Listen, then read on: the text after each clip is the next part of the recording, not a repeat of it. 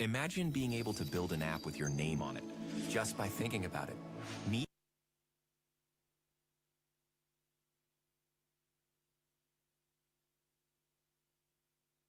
Base 44, a complete AI creation platform. Describe what you want, and watch it take shape. You can plan, customize, and expand in any direction. From tools built for one, to platforms ready for many. From passion projects to enterprise-grade systems. Everything is built in and ready to launch. It's a new world of creation, where you can go as far as your imagination takes you. Can you imagine?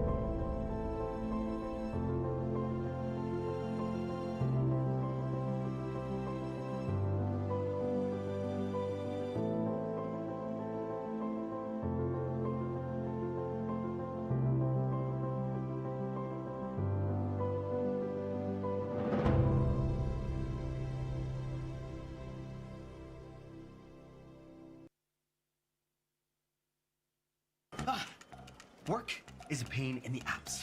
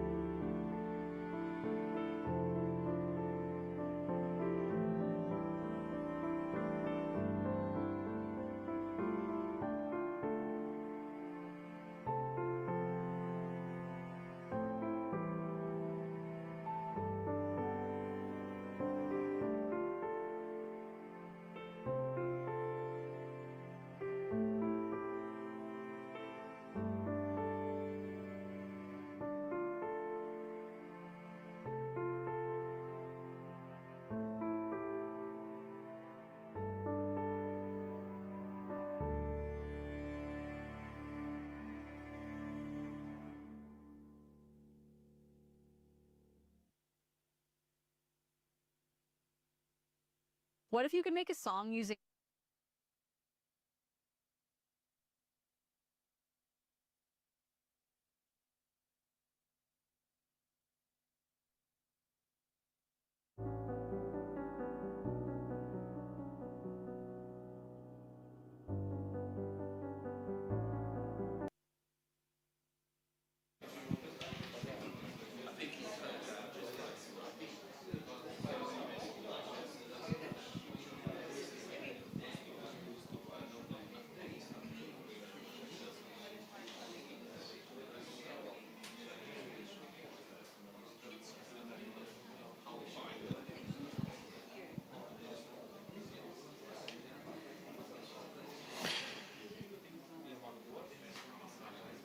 All right, so I guess we can get started.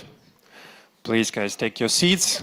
Fasten your seat belts. The emergency exit is like there at the corner of the room. Sorry, I just had kind of a long flight. Anyway, welcome. So my name's Nikolay. Here I am. I'm a data platform team leader here at Altenar. And welcome to yet another Malta Tech Talk. Malta Tech Talks, actually, because there's been quite a few of those. And who's here for the first time? Can you raise your hands, please? Wow, yeah. So we have quite a few new people here. Great, so in case you don't know, this is Altenar. This is global B2B iGaming sportsbook provider. And we deal with, with lots of data. Trust me, I know, because I have to analyze all that. And today we decided to, put together a lot of expertise, a lot of interesting stories, a lot of those, ideas and discussions we usually have, around with beers, coffee, whatever. Because today's topic is called best practices, specifically in quotes. So it's not, about best practices as you can see, I don't know, from Instagram gurus or, watching those YouTube videos and shorts. It's about some best practices that can be not an obvious choice and can be quite arguable if you actually try to apply them. Anyway,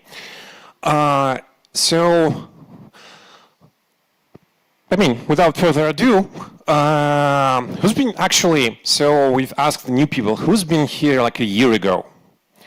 Because, all right, so also quite a few people. And probably you remember this man. Right, so about a year ago, he started his own way of doing talks, which is referred to usually as grumpy old man style, talking about things. And please welcome here Ioannis to talk about best practices in regards to implementation. Thank you, Nikolay.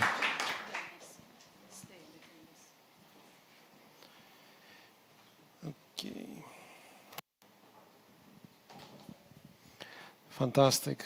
So it's so nice to see so many of you lovely people here tonight. In case you don't know, that's a quote from Blues Brothers. See, I'm quite old. So,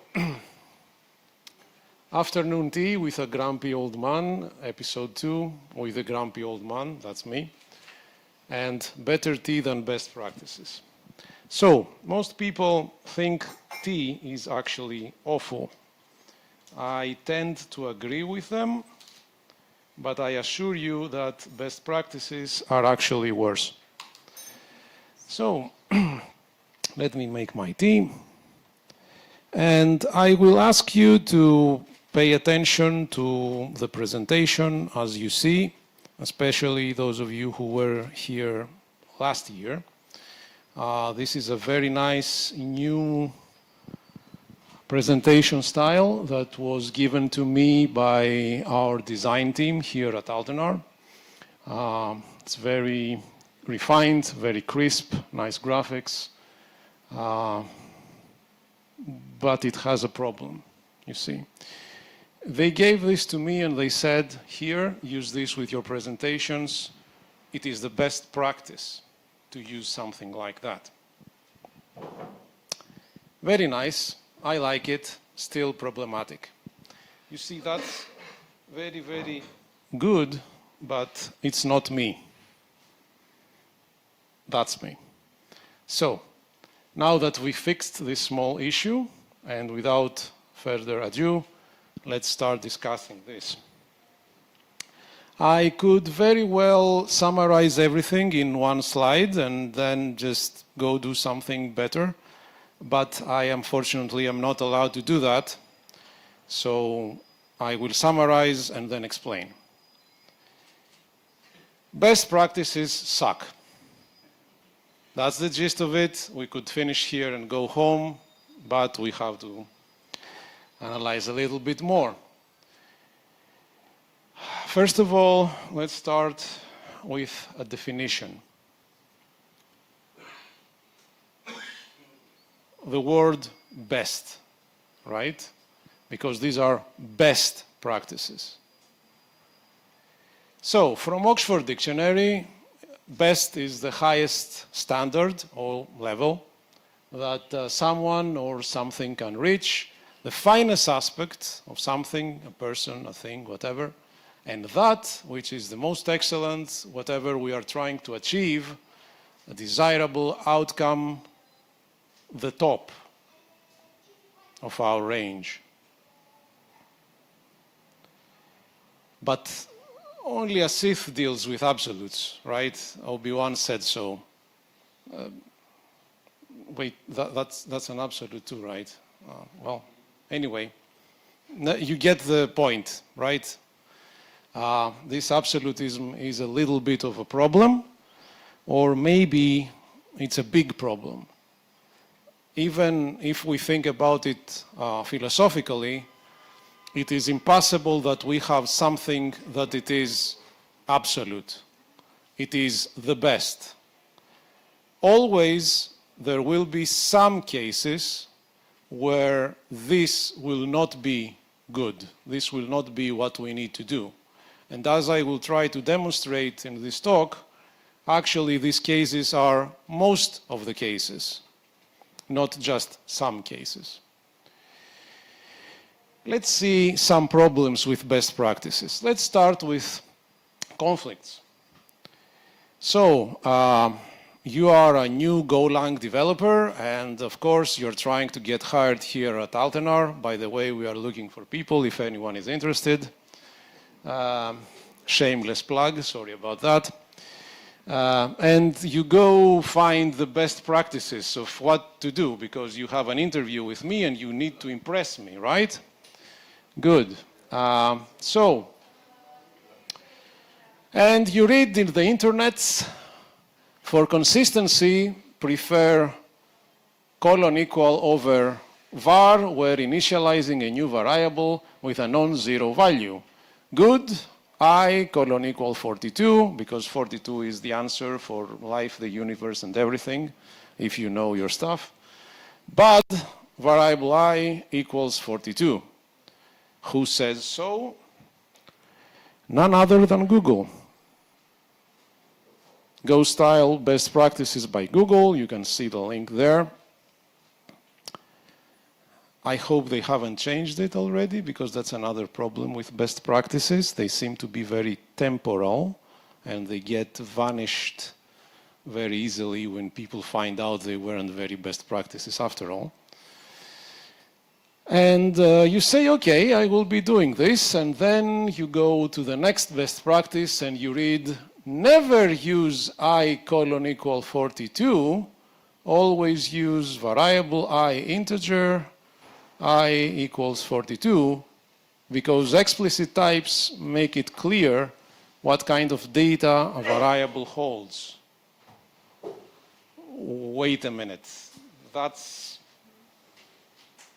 the opposite of what we were just told, right? And you can find this in medium.com, which is a very well-known magazine, internet magazine for software engineers, and that's the article where you can find this. Now, wait. Who is correct here? These are completely opposite. There's no way that both of them are real, are true, right? They are so opposite that you cannot somehow make them both work. Opinions are like, you know what? And everybody has one. And everybody seems to have a best practice too. So, who is correct after all? Certainly Google, right? I mean, Google made Golang. Google is controlling Golang to a large degree. I mean, and it's Google, for Christ's sake, they know what they're doing, right? No. So, the scrawny beginner at Medium, he says he's a beginner. I'm not saying that he's a beginner. He says it in his article. So, maybe he found out something. He's on a good path. He's right about this, and Google is wrong. Nope.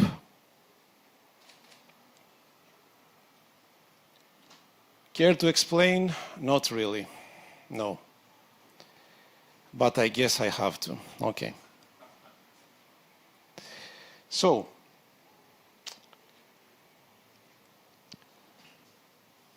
do you remember what Google said about this thing? Says for consistency, right?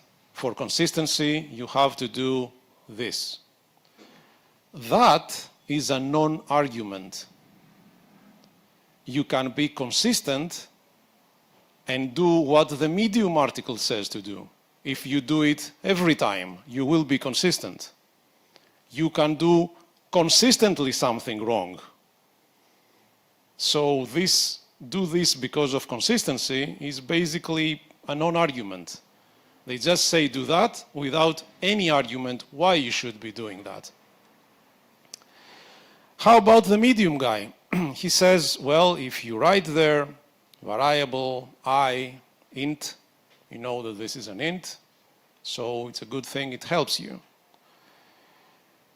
Not really, because 99% of the times you are defining something somewhere in a structure or whatever, and you use this everywhere else in a million other files where you don't have the definition in front of you so that you know what's happening.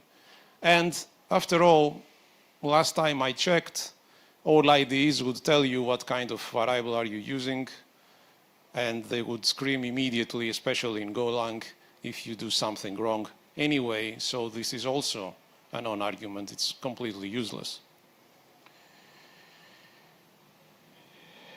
So this thing is basically best practice for code style.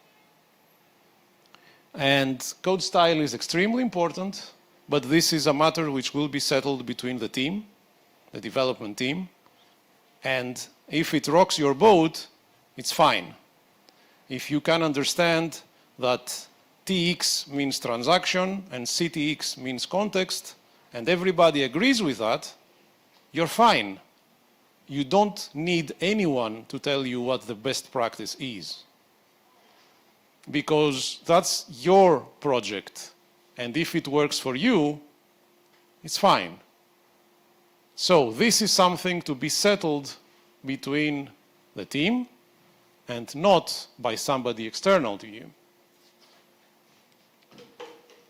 Everyone can write everything they want, even the self-confessed newbie on Medium, and you are somehow following their best practices. Why? Why are you doing that? Well, this is the best known logical fallacy ever. It's called appeal to authority. You start an argument and somebody says, XYZ philosopher said this, and now you lose because he said so. So what? What does this mean? Nothing. The very essence of best practices is completely wrong because they invoke authority. They tell you that's it because somebody said so, and you blindly accept this authority over yourself. This is very wrong. Of course, there are some practices which are in general good, but this doesn't come from the authority of the person who invented them, but from the results you get out of them. And if you say that this is a best practice and I will follow it every time, basically you're saying I have a tool, which is a hammer, and every problem is now a nail. Good luck. Surely somebody will say, if we avoid the newbie and use real authorities like Google, we should be fine, right? I mean, generally, Google knows what they're talking about, so, well, no. Google sucks too. They were wrong before too, as I showed you, and we're going to see another example where they are not only wrong, but they self-invalidate as well. From the same source, we get, do not repeat the names and types in function names. Bad practice, transform to JSON.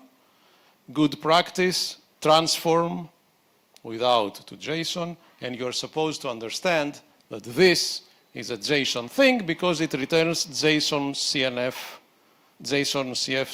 .config, right? This is wrong. This is wrong. What if I have several functions that do transformations to different outputs? What you see there is not supported in Golang. It is supported in other languages. It's function overloading, essentially.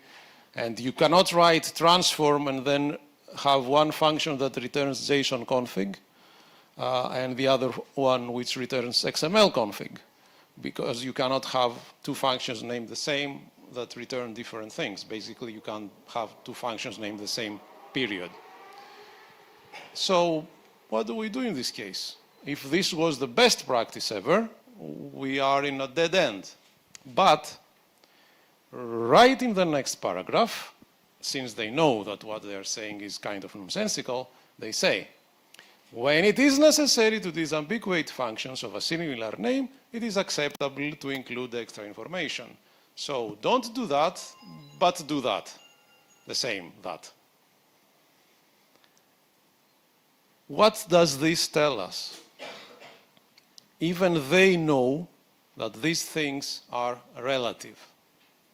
So this whole notion of best practice is basically good practice, maybe. And we need to answer also another question. Why do we get so many best practices? As we said, everybody seems to have a best practice. Well, because you fall for the appeal to the authority trick, right? And when you see a best practice, you automatically assume that the author, the person saying this, surely knows what he's talking about. He's a person of authority. I mean, who would get out there and say things that make no sense and present them like best practices? Nobody does that, right? Yeah, sure. So I will push the pause button here, and I will tell you a secret, okay? Can you please raise your hands, those of you who consider yourselves software engineers? Okay. DevOps? So-and-so, all right. Somebody who has to do with, like, I don't know, designers, web developers, whatever. Okay, okay, we have some people here. Well, managers, okay. None of you is what you think that you are. None of you. Not a single one of you. Why? Because actually, you are working in marketing. In reality, you are in the business of selling yourselves. That's marketing. And you are trying to get maximum income based on yourself, on the sale of your skills and the things that you can provide to an employer, right? So basically, you are marketing yourselves. So if you are perceived to have authority, you get more money. Why do you think I'm making this talk? So you disseminate any knowledge you have, or most probably and usually any knowledge that you think that you have, and you package it as a best practice. You push it down the throat of other people, and now you are a person of authority. And that's why we get hundreds and thousands of best practices about anything anyone could ever think. Well, stop doing that, and most importantly, stop listening to best practices.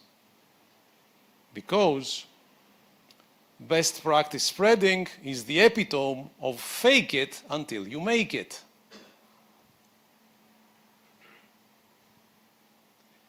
Now, somebody will say, but Google, Microsoft. Where did this dollar get there? Anyway, yeah, you know what I mean. Amazon, Apple, etc. don't need that. They are the staples of internet. They are controlling internet. They have everything in their hands. All of our networks belong to them. So why would they ever do something like this? Certainly these pillars of modern engineering, or somewhat engineering, because software engineering is not real engineering, but that's a talk for another time. We say that so that we can drink beers with the real engineers, but let's not go there now. So they control the thing. They don't need to do that, right? Right, they don't. But they have some other very good reasons why they're doing that. You see, when they dictate the best practices, they control the narrative. And those of you who have studied a little bit of marketing know what controlling the narrative means. When you follow their best practices, you tie themselves to their bandwagon. You are now usable material for them, either via direct employment, those who are very lucky, or because their subsidiaries and these people who use their things can now use you as an employee. So basically, best practices are a training tool to give companies leverage and a big pool of candidates. Now you have to use their stuff because you follow their best practices, and when you read Amazon's best practices, they say, and now of course you need to create a bucket, an S3 bucket, of course. Not any bucket, not this shiny bucket you get from the ironmonger. It has to be S3, right? You have to use DynamoDB, not your plain old MariaDB, DynamoDB. So now essentially you become an unwilling slave that will follow in the future any direction they will choose, because switching is very difficult. If you spend your time, your 5 years to learn an ecosystem, and you invest all of your effort and your sweat and tears, now you are embedded in the fabric of their system. You cannot go away easily unless you find something which is extremely better, so markedly better that you cannot do differently. You will stay there. And that is a form of vendor lock-in. I guess everybody knows what this means. Now, by presenting you a hassle-free solution that includes free content, training, Amazon's training is huge, Microsoft's the same, all free for you. And of course, the best practices, they gain mindshare. You are very happy to display your certifications that they will gladly give you after you study their best practices and their training material. And you're basically making a very good advertisement for them. They gain the mindshare. You are then far more likely to recommend something that you know and it works and you have been trained on, and this is your best practice, the one that you have now as a religion, essentially, to a client, to a contact, rather than searching for the optimal solution and risk competition with other solution providers who will appear and say, what this guy is doing is non-standard.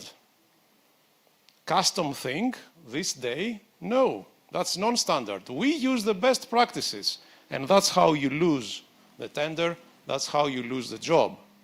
Remember the old adage, this is there from the 70s. No one was ever fired for buying IBM. But I assure you, IBM was never the best solution, ever.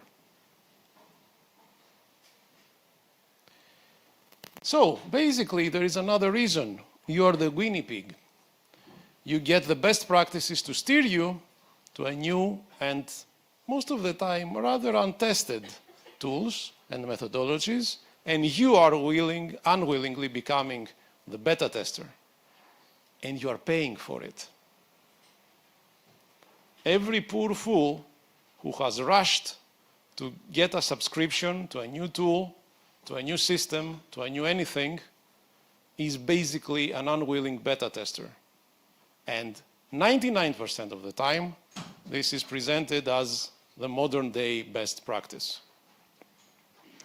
Let's see an example about this. The AWS Lambda example. So, AWS Lambda was introduced in 2014. It was touted as the best thing after sliced bread. Probably anyone who has been in this industry for a few years has heard of that. And whenever you created a small to medium system, according to what they were peddling as best practices, you were supposed to go there. The key benefits that they presented: no infrastructure cost, no infrastructure management, instantaneous auto-scaling. You don't have to worry about DevOps and everything. It just works. It was the ideal event-driven glue, and that's the exact phrase they were using, service, and that was the solution to all of our problems. No more servers, no more bare metal, God forsake PHP and everything else. Now you have Lambda. And of course, pay-per-use pricing with great total cost of ownership savings and no idle costs, because if you don't use it, you don't pay it. Fast development cycles, rapid prototyping, you whip up a function, you upload it, and it works. What is there not to like? By the way, you can find all of these things in Amazon's sources.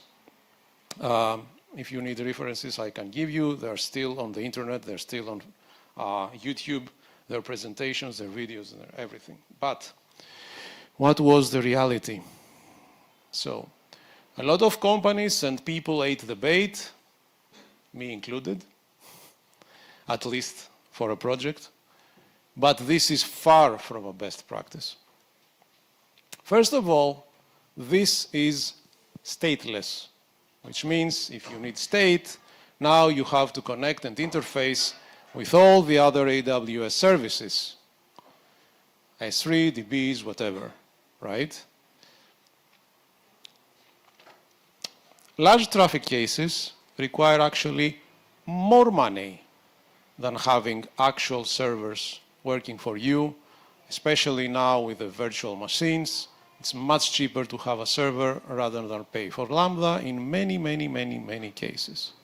So if you end up growing a little bit more than the optimal, now you have to pay much more, or you have to redesign your system. That doesn't sound like a best practice, actually. Low traffic cases, where the service is rarely used, are faced with huge latencies of 5 to 15 seconds, because when you are not used, basically the virtual machines are going down and they have to spin up again, and you have to wait. In the end, this proved to be a niche service with a narrow use case window. Some scenarios are working pretty well with AWS Lambda, but definitely not the solution for all the small to medium services, as this was sold. So, best practice are a great source of income for those who paddle them. And you are the sucker who pays. And not only do you pay with money, there are a lot of things which are free and you don't pay anything for them, but you pay in other ways. You pay with your cognitive disability, because basically you just follow things and you don't think. And when you don't use something, you lose it. You pay with huge needs for maintenance, because if you use something that you thought it was a best practice, but it's actually a bad practice, and this is very easy, then you have to maintain it, you have to fix it, to debug it, and baby it all the lifetime of the project. I would say a rather shocking thing about this, but HR is around, I cannot say it. The gist of it is that there are two things that you have to maintain for life.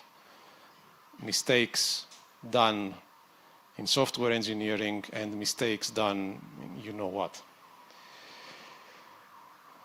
Kids are really high maintenance items. So, but there are some patterns that are useful and can be used or reused, right? Yes, there are. But we need to make a perspective shift here. There are no best practices. Nothing is a best practice. There are some good practices. What is a good practice? A good practice is something that, under the right circumstances, it will work and give you the best result that you could hope for. But the under some circumstances means that you are the judge on whether this is good and whether it should be used or not. The fact that somebody says something as an authority means absolutely zero. You have to think. You have to know what you are doing. Same as with AI, but that's also the matter of another presentation. For example, DDD versus event-driven architecture, EDA. Is there anyone who is sane and can come out here and credibly say that one or the other is the best way to go?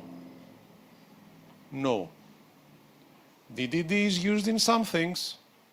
EDA is used in some other things. You have to be the judge of this. What is the best way to move forward with my project? You have to think, you have to implement, you have to choose. If you listen to any of the fanatics of DDD or event-driven architecture or Uncle Bob's or whatever, you will be convinced that this is the final solution. This is the end of it. We have now found the key that opens all the doors. There is no such key. You just become a fanatic. You spend your time arguing on the internet about your newfound religion, and you're basically wrong. Another issue, again with best practices. At some point, these people, the DDD people, came out with a hexagonal architecture, which is pretty useful. I have used it several times. It's very nice. And they said, this is the best practice. That's it. If you do that, you're set. And a few years later, they came out again and they said, no. Onion is better. Now we have onion. Forget about hexagonal. We now have onion. Well, onion sucks. Why? Because it can be used in extremely complex systems. It offers a huge amount of abstractions, one on top of the other, which can help you when you are facing extreme complexity that needs to be sorted out. But I would love to see you make a sandwich using onion. What do I mean make a sandwich? Make something simple. a small service. The abstractions you will need to implement Onion are actually twice as big as the logic of the service itself. And that clutter is the worst thing you can do to yourself. So, that's the temporal aspect. Somebody says something now, and then he says something differently. Who is the correct one? His old self or his now self? None of them. None of them. You have to think. You have to think. Probably he's wrong in every count, or probably he's right in every count, depending on the circumstances that you are facing. So, no defaults, use your brain. And that exactly is the meaning of balance. As I said before, all of us like to say that we are engineers, but we are not. Software engineering is more an art rather than science, which means that basically we have to balance things. What we are doing is not that we are writing software, we are choosing the best balance for the given circumstances, which means that there is no best because there's nothing that balances every time.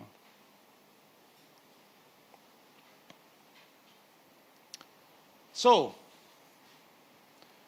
don't be actually or intellectually lazy by offloading your responsibility to best practices. This is a very bad habit, and you are doing it all the time because you can go to your boss and say, I didn't screw up, Google did. They told me to do that.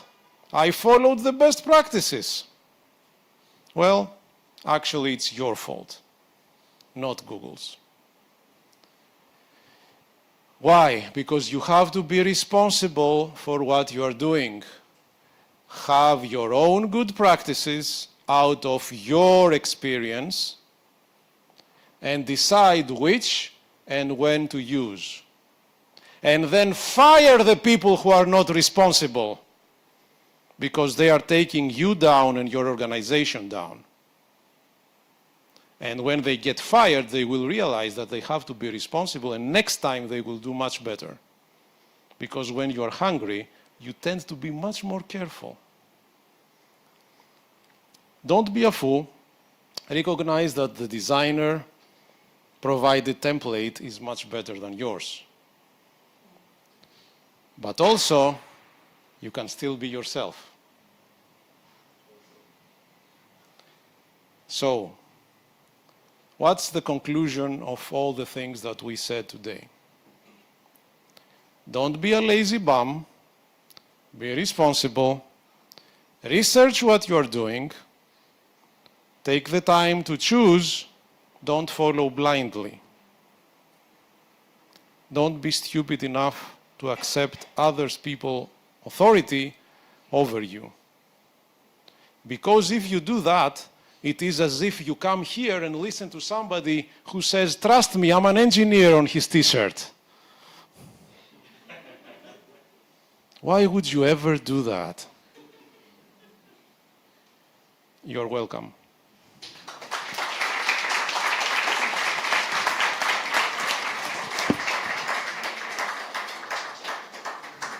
Thank you. I had so many flashbacks. I remember I participated in a roundtable discussion about DevOps the other day, and been discussing, and we actually had an amazing event dedicated to DevOps last time in Malta Tech Talks, and we've been discussing, there is never-ending holy war, I would say, around the topic of whether DevOps is like a methodology or DevOps engineers actually exist, they actually deserve to have their own position, basically. So there are different opinions on that. And I mean, it was pretty regular discussion until someone from the audience asked the question, so why we keep discussing that? Why don't we just take a look at Google, Facebook, like these big companies, they have their own definitions, right? They publish several books on it. And after this question was asked, it was like completely silent for a moment, and then everybody started yelling, like, so, yeah. All right, so I think we might have time for like 1 or 2 questions maybe, if you want to, if you feel that you want to ask something or to add something. Anyone?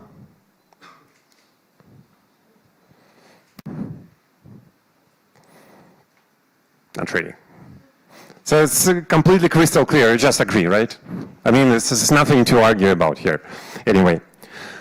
All right, so I mean, we can continue discussing. Let's make a short break. By the way, there is food and drinks in that side of the office. And yeah, and we'll be back soon.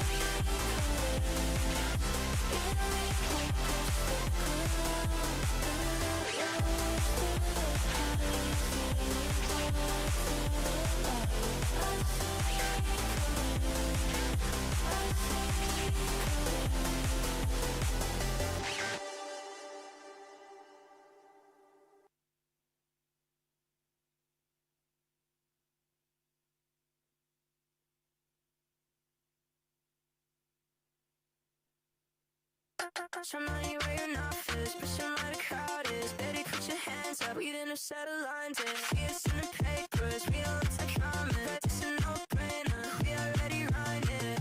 I'ma take my time with it, show you what you got with it. Ooh. If you know who you are, then you already know who to try. And if you really want it all, meet me on the weekend. Put your money where your mouth is, pushing my crowd is. Baby, put your hands up, we in the sun line is. See us in the papers, we all look so charming. It's a no-brainer, we already run it. Make a lot of noise, make a lot of noise. The girls make the boys go crazy, and the girls make the boys go crazy.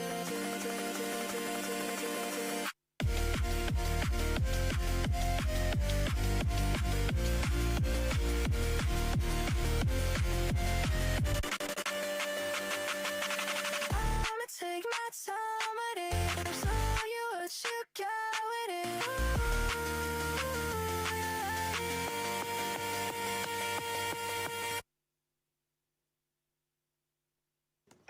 I just want some budgeting.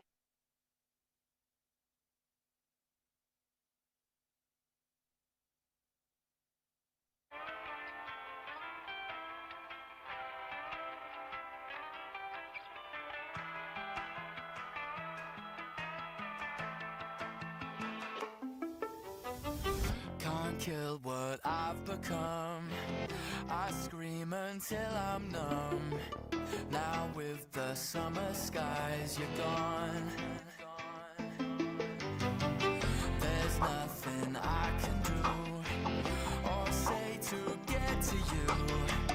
Now I don't know where I belong. I'm screaming at the ceiling. Every word's a twisted feeling. Feelings I can't let go. Oh, the thunder keeps calling. The raindrops won't stop falling. Falling down in a hole. That love lies in my head, 'cause I fell for all you said. Too easy.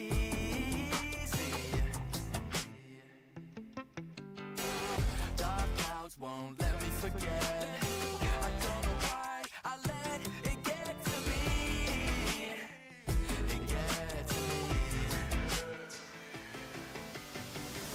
'Cause I think of you every time it rains. One drop is all it takes. And it's pouring, it's pouring, it's pouring, it's pouring, it's pouring, it's pouring, keeps pouring and pouring. I'm screaming at the ceiling. Every word's a twisted feeling. Feelings I can't let go. And the thunder keeps calling. The raindrops won't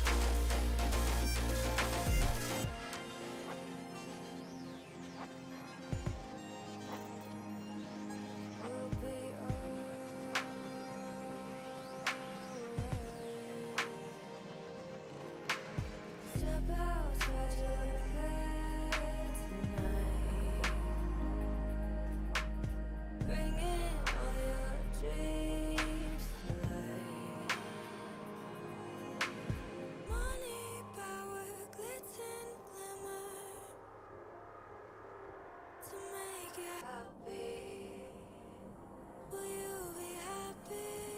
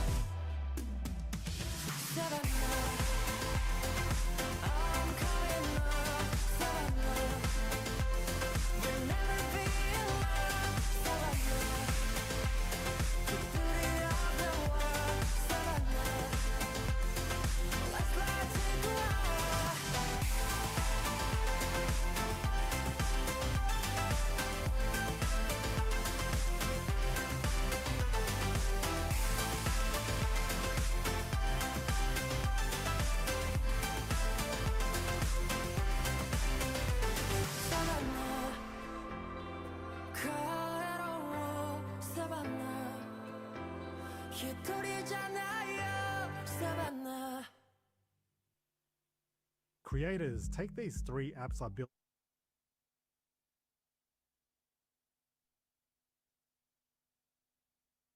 If you wanna know what it's like, I can't stay here forever, stay here forever. Baby, I'm just keeping it real. You hold me down on the weather, down on the weather. You hold me down, down, down, down, down, down, down, down. I try to turn it around, but you hold me down, down, down, down, down, down, down, down. 10 feet under the ground. You pull me down, down, down, down, down, down, down. I try to turn it around, but you pull me down, down, down, down, down, down, down. 10 feet under the ground. Hold me down.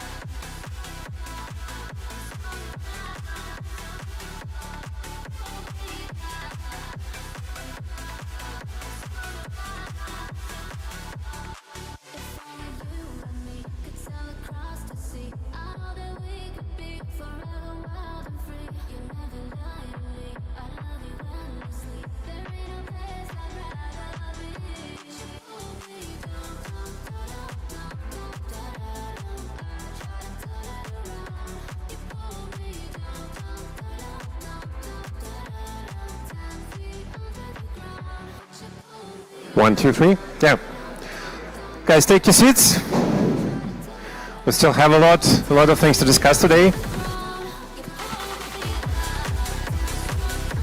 So, I know this whole thing about this whole discussion about best practices reminds me an old story about like three people, mathematician, physicist, and an engineer were given a red ball, and were given a task to measure the volume of that ball.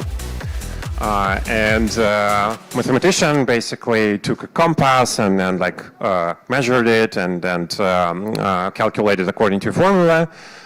Physicist just dropped it into a jar with water and measured the volume of water. And an engineer just opened Amazon and bought a book, a catalog of mass-produced red balls and their sizes, and just found the corresponding entry there, and that was his answer. So there are a lot of different best practices, and also these best practices and best practices, they depend a lot on who are you talking to, right? And what is the background of that person, and what are they doing, and so on and so forth. So our next speaker will tell about best practices in technical management, I believe, right? So please welcome Chris.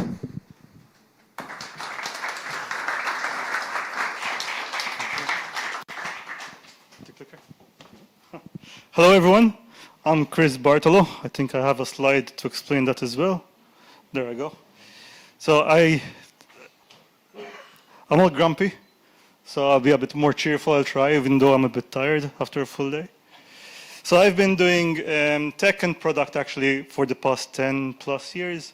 I started out as a developer. I do actually have also a photo to show that. That's because before I got stressed in management. That's actually the first team I led, and I had just started to lead. So I was actually happy, I was ignorant. Right. So actually why I started with this photo is also to explain where I come from. So when I started out as a developer, that was actually at Blexer, it's a super affiliate company. We had just started out, and we started to hire a lot of people. We started with like 2-3 people, and suddenly we're around 80 people within a few months. And I actually felt I was drowning a lot. So what I mean I was drowning, we actually had around 400 websites, 400 affiliate sites to manage. I was myself, actually, I think, Damien, actually the guy over there, that was the second guy we hired. And it was all between us to do IT, DevOps, so in the infra. We were doing corporate IT, also the office, we're setting everything up. We'd also be fixing up the coffee machine, putting us on the shelves. And that's why we felt we were drowning. So we were actually not sleeping. We were working, 17-hour days, sometimes sleeping in the office. And I remember we started to hire, but it was all so new to me, right? So, because as a developer, then how do you start leading? How do you start managing teams? How do you hire? Everyone that comes to me, if it's not exactly how I think it should be, I'm not going to hire the person, right? So that's what started to happen. And I remember the CFO comes to me. It was a new CFO. She had a lot of experience. And she goes, Chris, one word, agile. I'm like, what? Like, I don't know what it means. The other company I worked for did agile, and it somehow worked. So I tried agile. And I started doing, as you can see, different boards. We started doing stand-ups in the office. I took over the corridor. I took over another room. We created what we call the dev cave, so no one distracts us. And somehow, we still were struggling, right? Like, it's not about agile. And also the mistake that we end up doing is we think that agile is a framework. It's a way of working, right? We also forget that, I did this as a different slide, but agile is broken down into not its own framework, but it's actually a mindset. And that's one thing that I forgot, right? And what we don't realize, we start implementing Scrum. Oh, Scrum or Agile. Or we do Kanban. Now I know Kanban, so let's start doing a board where we drag things across the board. But we forget as well, that's not Kanban, right? And that's where things fail. And then we start hearing, Agile is dead. Agile is shit, right? Let's not do that. Let's go back into the normal ways of working. Let's go back to waterfall.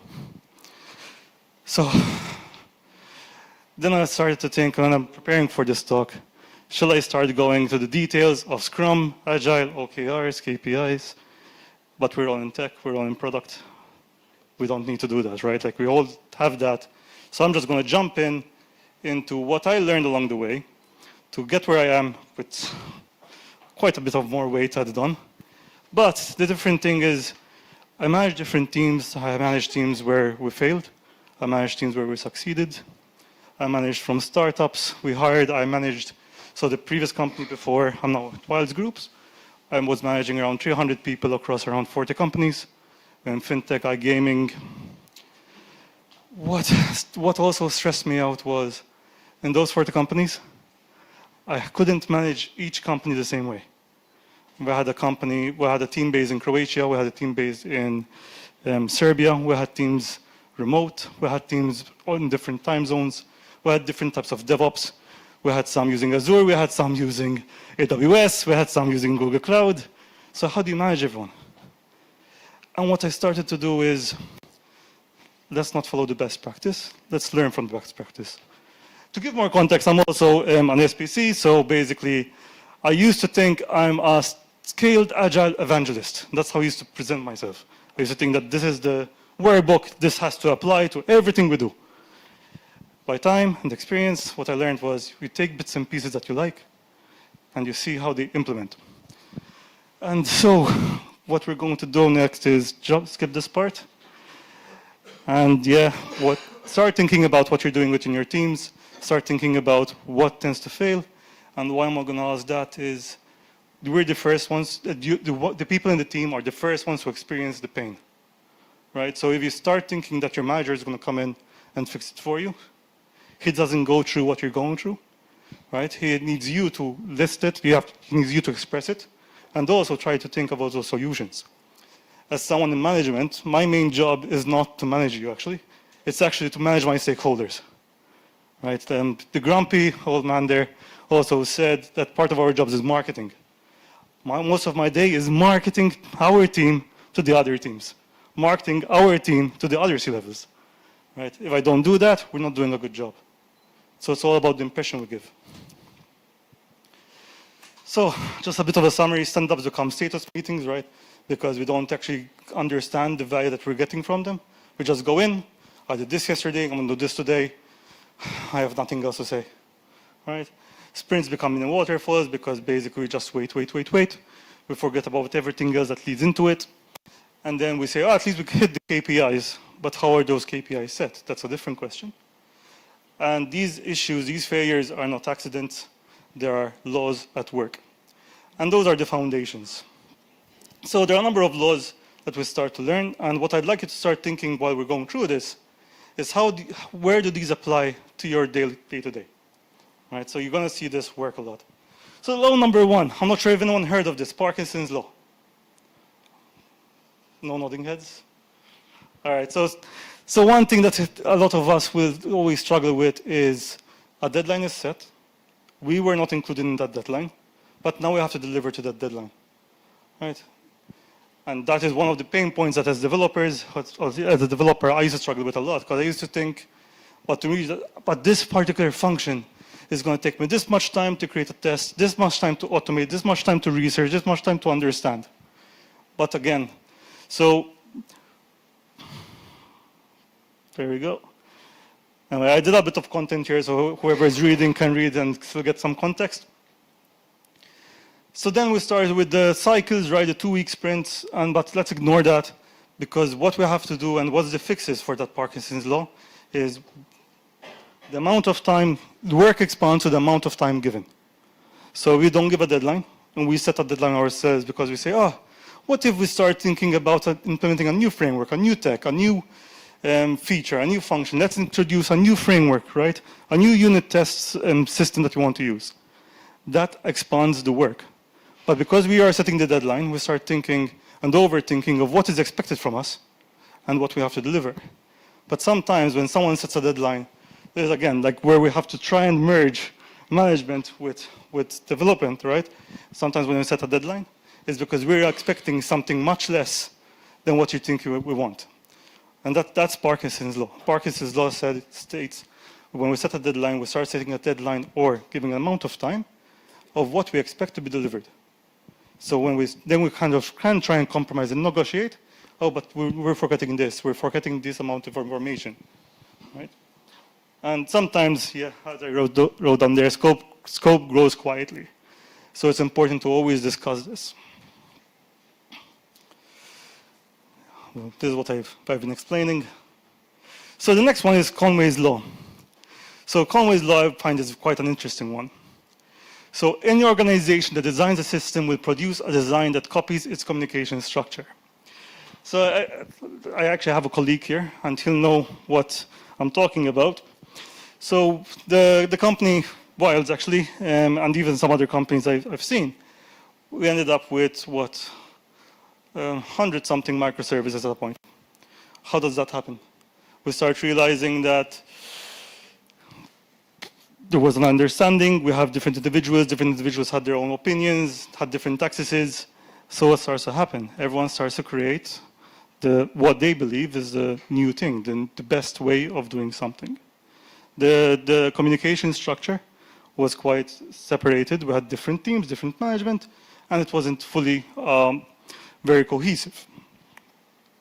And that's where Conway's law comes in. What you start to see is the different microservices started to be structured around how the business also started to operate. So when things were not cohesive at the very start, of course it was a startup. I've seen this also at actually the previous company as well.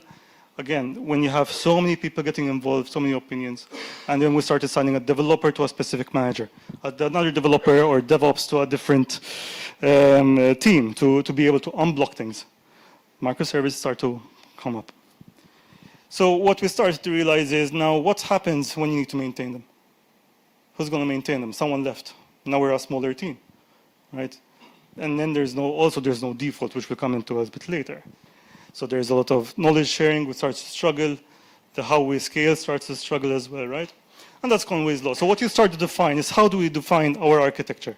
You first look at the business. You first look at what's happening within the organization and how the organization is being structured, right? So that's actually, I'm going to go into it, which is the fix. You start looking at how the structure of the business is, what you want to achieve, what are the goals for this year, right? It's not something which is for now, it's something for long term. And then the architecture will follow. The next law, actually I'll pause a second here. I'm not sure if you start to realize that how these things happen with the companies that maybe you've worked on or teams, how do you start to relate? How you start thinking, okay, so this is actually what's happening. We started to implement this framework, but the pain did not go away. we start looking, actually, look at this. Now we have a new task. We have a BAU item, right, to do. And that spawned a different function, a different method of doing. Now we have something urgent that comes up, maybe a compliance thing. So that spawned a new script that we had to run to be able to migrate something in the database outside of our services. And again, that comes to also Conway's law. Brooks' law. So Brooks' law is adding people to a late software project makes it later. And this actually expands a bit more, right? It's also the communication part. The more people we have, the more people we have to talk to. The more people we have to discuss with. The more people we have to negotiate. The more people we have to explain things to. So, but a business, what does a business do? Especially when we don't understand what's happening, the mechanics. Wait, that team is 3 people, but we have such a big feature to do. Move the other team to that team. Let's make it bigger. We're going to go faster. If I have 5 more people, we're going to go 5 times as fast. We forget the deadline's oncoming, right? We have also the deadline, or Parkinson's law, which we're already negotiated in. And now we have to onboard 5 new people to that team. We've got to onboard 5 new people to the project we're doing. We have to give them context. And that's Brooks' law at work. Right? And when we don't understand the foundation, the underlying understanding of the frameworks that we have to implement, we actually start falling into these traps. And that is, again, why most of these frameworks don't work if we just take them from Google or Amazon. They actually just don't work for us. It's because they're actually doing something high level, but there's a lot of understanding that's happening beneath. It's about communication, it's about people. It's not a one-size-fits-all. And so that's the story which I just explained. So the only cure for a late project is to cut scope or ship something, not add people. And that's why we say that the fix. What I like to do is I try to make things simple. The more we simplify things, the more we can actually achieve. I actually want to do less, not more. So I call it the art of doing less. And I try to leave work as early as I can. And I also try to get others to leave work as early as they can. But that's not because we're lazy, it's because we're trying to achieve by doing less, and we actually still deliver. The next one, Goodhart's law. I mentioned KPIs. So Goodhart's law is when a measure becomes a target, it ceases to be a good measure. And actually, I really like this particular law. So in one of the companies, when I joined, I saw that it was a service delivery team. I'm like, okay, what's a service delivery team within a tech team? And they were managing Jira. Okay, so I started looking into Jira. So all the company was being directed to create tickets in the Jira service board. There was a Jira service delivery team, which we were looking at that board, triaging and understanding what to do. And their ticket count was really, really high, and their closure rate was like 80–90% within 24 hours. It was crazy. Like, but they're not developers. But these are all tech tasks. Who's doing the work? So I looked at their KPIs. Their KPI actually said that they have to close a ticket within 24 hours. It was their SLA. And the result of that was, I was looking at the ticket. Every ticket had a comment or resolution, logged for information purposes, open a new ticket for action. And they literally gamed the KPI. They were reaching all their KPIs, they were getting all their bonuses. No one was looking at the detail. And I think that's a very good example of Goodhart's law. It actually states that anything is going to be gamed. So don't use KPI as the score. Don't use KPI to drive people to do something. Let's use it to create questions. Let's ask questions. Right? So actually, next slide is about the fix. So it's not about better metrics. It's about using metrics as questions, not verdicts. So when velocity goes up, ask, are we shipping more value or just sizing stories differently? Another one that I'll give another example. I created a competition once between teams about story points. I said, at the end of the sprint, I'm going to start measuring who did the most story points. So who was the most successful team? Everyone started to double, ×3 their story points when they estimate. So something that should be sized 8 started being sized 40. And somehow a team started getting 500, 600 story points, and the other one who didn't think of it was making 100 story points. And I actually thought, that's a very low performing team.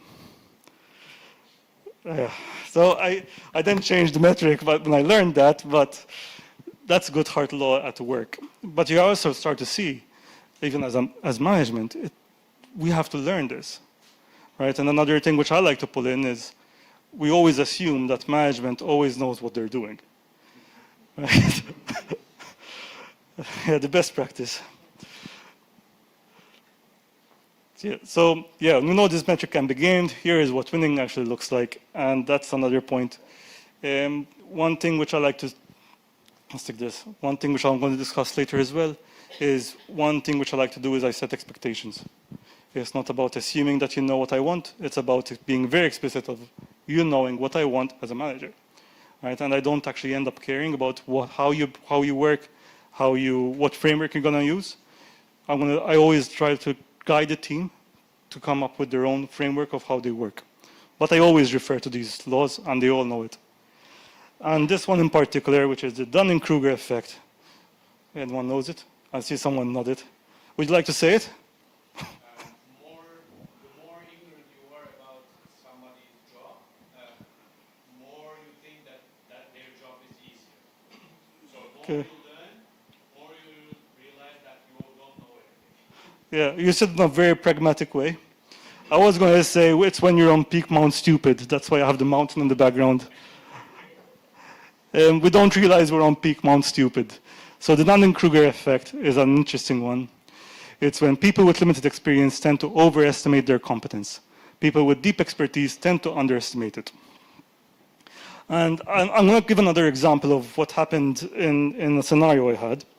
So I had a team and the 2 architects who decided, hey, we don't need a CTO, because I was a CTO in the company, to tell us on how we're going to drive this. And I was trying to keep things simple. There was a new project we wanted to do. And they said, we're going to pitch it directly to the owners of the business. Fine. They went to the owners of the business. They pitched. They said, this is actually a true story. In 7 weeks, we're going to deliver an e-commerce system with a trading platform. And we're going to start selling trading accounts within 7 weeks, replacing our current CRM. The owners bought it. They loved it. 7 weeks. And I was quoting like 6 months just for the PO, for the MVP. They shook hands. They left really proud. The next day, when the guy started, the architect resigned. It wasn't even about he was planning to resign. He just got so overwhelmed when he realized what he committed himself to.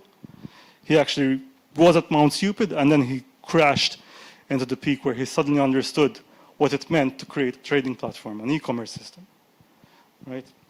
And that's the Dunning-Kruger effect. Sometimes we are too embarrassed to admit it, that we've done that. Right, and maybe we're a bit too blind to it. But sometimes if we actually are a bit more humble, right, and it's where we start to realize there's a lot to learn from others. And I think that was a good, honestly, I took the opportunity and I used it into all the other teams, and all the other teams now started to communicate, started to talk, started to discuss, and we actually delivered the product, and it went very well. So, and that's a nice one. The most dangerous voice in the room is often the loudest one. And they're loudest when they know the least.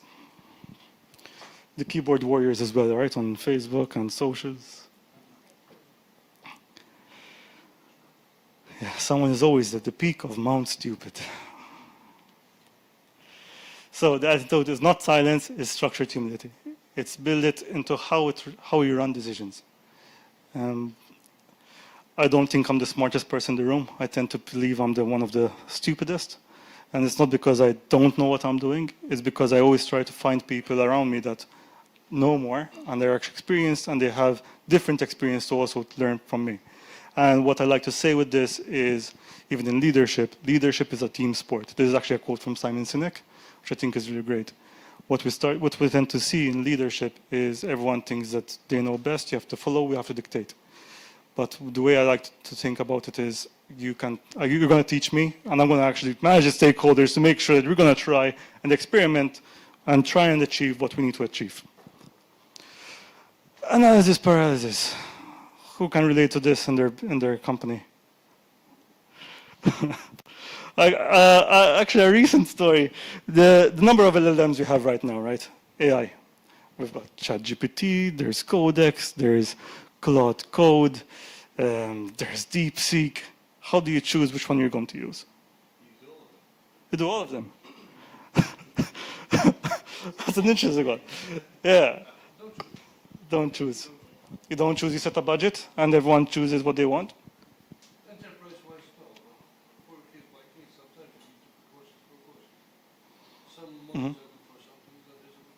Agree. So what we start to realize sometimes, some models and some other models are good for the same thing. And sometimes one model is a bit more expensive than the other. And sometimes one of the models is more down than it's actually working. That's the one we get for free, actually, with our licenses. But what started to happen is the decision became very difficult, because then it became about budget, it became about which one works for what. Do we want a company of 200, 300 people to be using a model and then go rogue without some guardrails? And we ended up in a situation of analysis paralysis. We couldn't decide. So this is actually something that we start doing. Maybe it's not the best example, especially when we're trying to, it's still very innovative, right? Something very new. But I wanted to relate to something that happened for us, which we took us, actually, I actually ended up jumping in with a team, and we created a proof of concept, and we tried different experiments. But it took us quite a few months to actually unblock ourselves to make that decision. Part of it was everyone had their own opinions as well. And I'm actually just, this again, you can see, maybe I can show the slides if you want, I can actually send them after. But what I'll jump directly is, the goal is not the best decision, it's the good enough decision made fast enough to learn from. So so by taking action, we actually unblock everyone, we can actually move forward, and we can actually change it later. And people tend to forget about that, right? We have to make the best decision. So let's think about it, let's get different opinions, let's try different proof of concepts, let's keep it closed and isolated to a certain group. But instead, we should let's move forward. Let's pick the one that we think is going to work. Even if we fail, at least we actually moved to something, right? And then someone else is going to come say, listen, I tried this, I think it's better. And then we change. And that is how you unblock analysis paralysis, but that's the law at work, right? It's not actually a law, it's something that I like to refer as a law, because it's something I refer to. Another point a bit to the side, these are actually my notes. So as a leader, what I like to do is create my own best practices, which is what the talk is about. I actually keep my own notion. Whatever I learn, I actually dump in there. I don't know, I actually showed it to some people. I'm a bit embarrassed because sometimes I talk to myself like I'm trying to write a book. But it's actually just for me. And sometimes I go back, I edit. And these are all written down there. So whenever I get stuck, whenever I'm losing it actually, or getting frustrated, I look back at my notes. What did I go through? What are the stories I experienced? How can I relate to this? So maybe that's a suggestion. If you keep your own notes how you're working, look back at that. Right? Because sometimes you forget. You might actually have passed through something already, maybe in the past, that you can actually use what you're doing right now. And as I was saying about the analysis paralysis, when you have to make a decision, macro versus micro decisions. How many times do we have to wait on someone to make a decision, and we remain there without that decision being made? We end up centralizing decisions which block our flow. So a bit of a quick chart of how I do this, right? So what are the one-way doors? They're reversible and cheap to undo. They move fast, decide, try, learn. And most daily decisions, stand-ups form a ticket structure tooling. As a manager, I don't need to be involved. That's within the teams. They know what I expect, so they know that they can actually adjust these things that they are going to unblock. If it's not going to define the next 2 years of our work, they can go ahead and do it. They don't need me to say to them, yes, you can do this, you can do that. But you try it out. If you fail, just let me know, we'll try something else. But then when it's something which is big, so it's hard, it's impossible to reverse, it's choosing a new tech, it's choosing the way that we're going to structure a new microservice, it's changing how we do some infrastructure, moving from Google Cloud to AWS. That I need to be involved, because we have to think, we have to create what we call the architectural design, forgot the word, ADR. So yeah, at that point we have to slow down, we have to see how it affects the business, we have to see the cost, we have to see how it's going to affect long term. What happens if you leave? That's always the question I'm going to ask. What happens if that person leaves? The person who made the decision, what happens if he leaves? And that's how I choose what I'm going to let everyone decide for themselves and what has to go through me. And another one, which is the strangler pattern, another example, is when we have a lot of things to go through, right? And we want to start saying, how can we simplify something? We start thinking, but instead, let's start interviewing people. Let's start seeing our users, what do they think? What do they think they want? What do they think they need? Before we define that we're going to refactor something.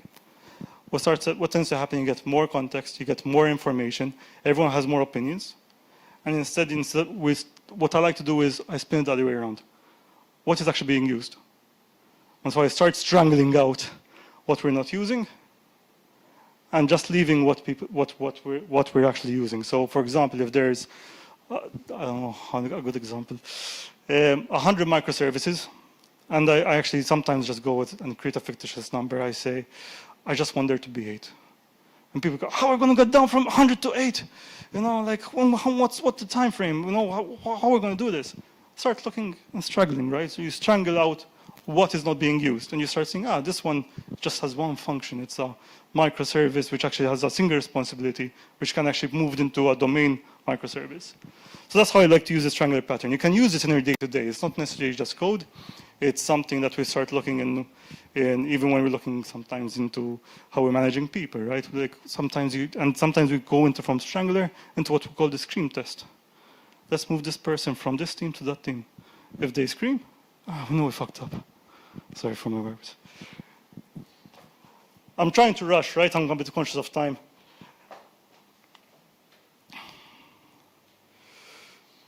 All right. And another one is you can't manage what you don't measure. Sorry? Sorry, what? Yes. Sorry, I thought you were looking at... Yes.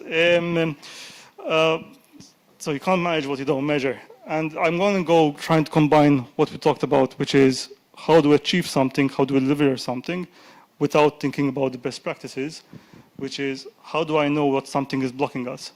So what I like to measure is actually the stream of how we're doing things. If there are dependencies, what's slowing us down. Sometimes we just go into people, you're slow, you're not performing. It tends to be dependencies, other blockers, we need decisions to be made, we're in analysis paralysis from one of our leaders. We're waiting on finance to approve some invoice for us to purchase a new tool or a new server. And anyway, I hope you all understand this. And I'll jump in. And am I going too fast or everyone's on board right now? We're good. Yeah. Most teams have strong opinions about their own performance. Most are wrong in the same direction, overconfident. Yes. I'm leaving them to read just in case I don't want to read. And well, I left this for last because I think everyone's going through this right now. Amara's law. No nodding heads for this one. This is actually by Ray Amara from Palo Alto, from back in 1970s. So the story is that when computing was coming, everyone was panicking, right? Everyone wanted to jump in. We're going to change the world. We're going to revolutionize how we work. But that's not what happened. Then computers became expensive. The people couldn't all buy them. It was a slow adaptation. And I refer to it because that's what's happening with AI right now, right? We're having different leaders, different owners jumping in saying, we're going to replace our full workforce with AI. And then they start creating a lot of noise. We start creating a lot of skills, using different LLMs, and we start creating different agents who's replacing customer support. We're going to replace development. What we forget is someone has to clean that up, right? We actually start seeing that while there are ways to improve it, it's actually creating more noise right now because we're not being smart about the long-term goal that we want to achieve. And Amara's law is that. So actually, let me see if I wrote it there. Yeah, so someone still has to own the output, and that someone now owns everything. But the way it's explained is we overestimate the short-term wins and underestimate the long-term wins. Right? So where we start to think about how to use AI, we need to start thinking about what's going to happen in a year's time. What's going to happen with other companies now who don't have certain things because they went for the short-term wins. What starts to happen when things start to break? Because we all know that Claude or other AIs do hallucinate, do create code which does nothing sometimes. So what's going to happen in a year? What's going to happen in 2 years? That's Amara's law puts these things into question. So the fix pilot in one context before mandating across all, define what working actually means before you start, plan for the human in the loop. It's not a temporary cost, it's the model. And Amara law means the long-term payoff is real, but the short-term chaos is also real. And I did a summary for you guys, just in case you want to go through it. So Parkinson's law, work expands to fill the time available. Conway's law, your system will mirror the team structure that built it. Brooks' law, adding people to a late project makes it later. You can all read, right? My mouth's getting dry. That's a lot of theory. That's a lot of foundational understanding. But I actually wanted to explain all this because this is how I start thinking when I go into a new team, when I'm creating a new culture. What are going to be our foundational values? And this is what I put into play. It's not, I'm going to come in and say we're going to go all Scrum because that's what I believe in. It's not about everyone moving to Kanban because that's what I think is going to work. This is what I believe works. This is what I want us all to understand. So what are we going to create?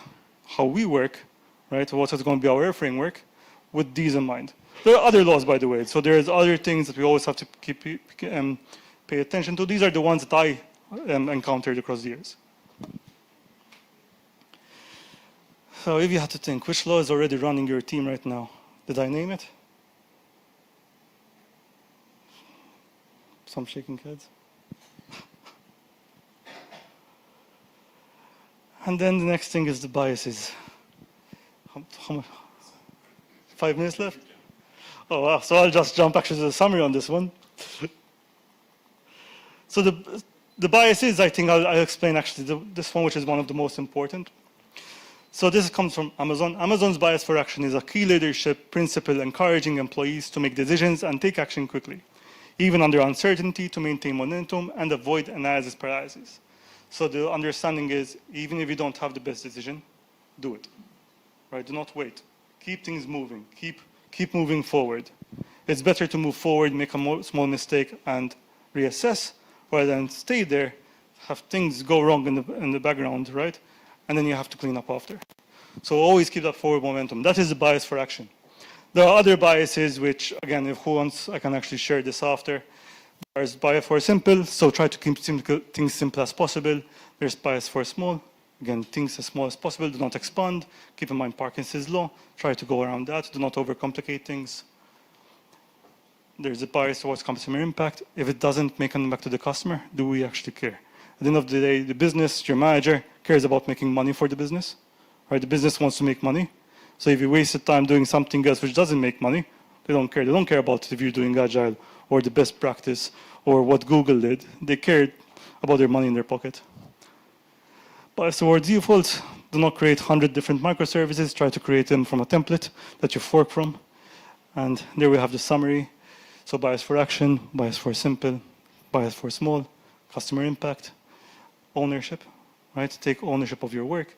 Do not try to deflect. Clarity. And what I want to say about clarity is, again, going back to expectations. And what I like to start with my teams tends to be, what does good look like? If you don't know what good looks like, how are you going to meet the expectations?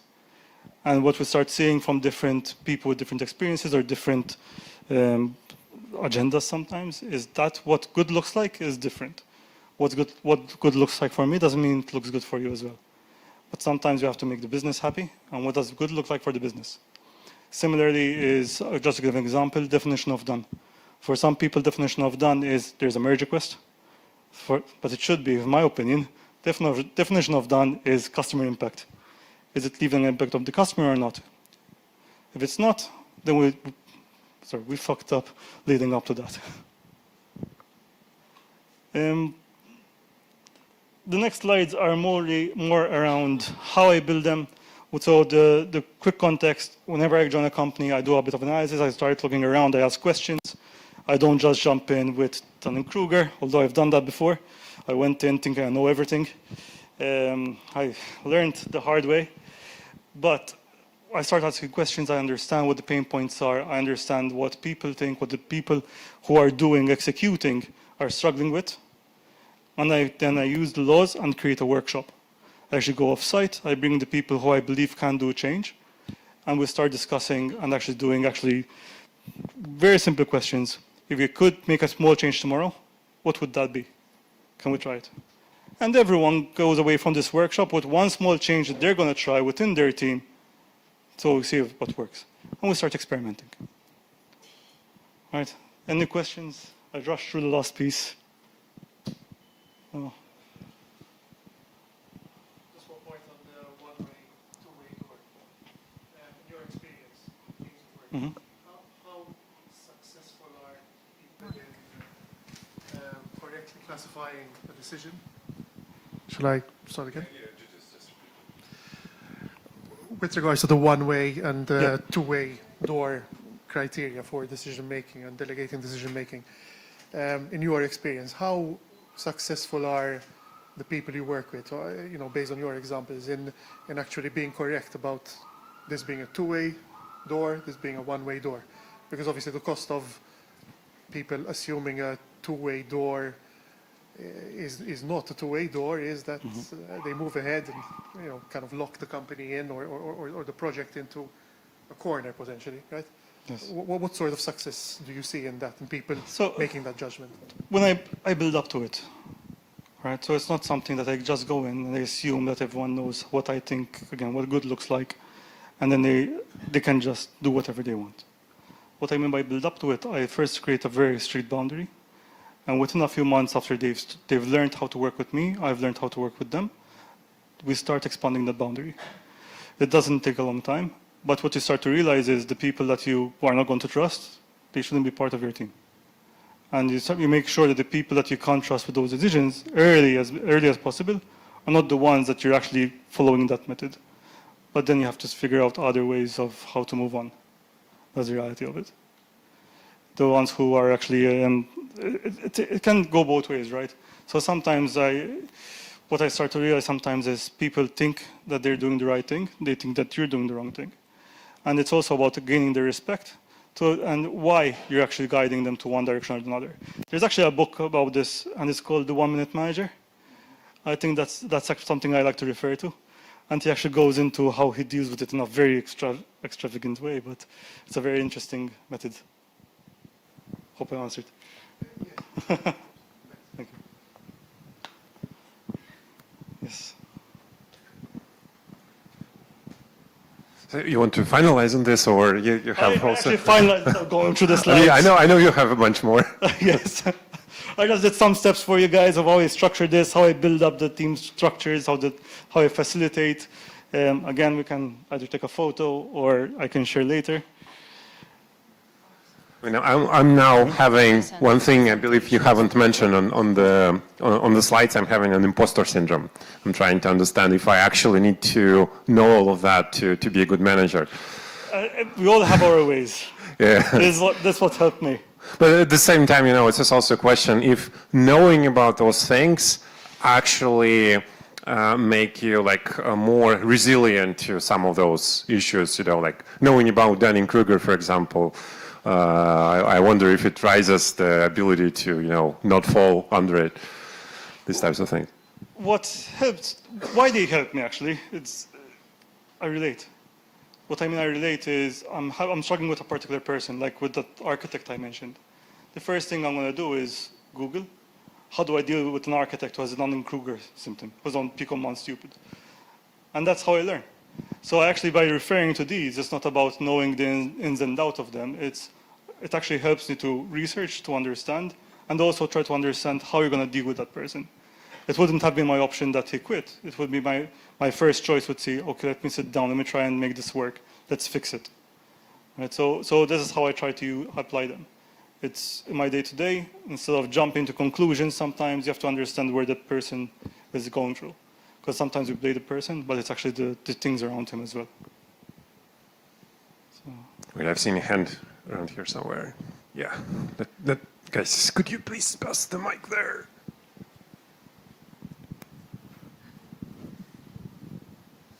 Thank you. First of all, sorry for my bad English.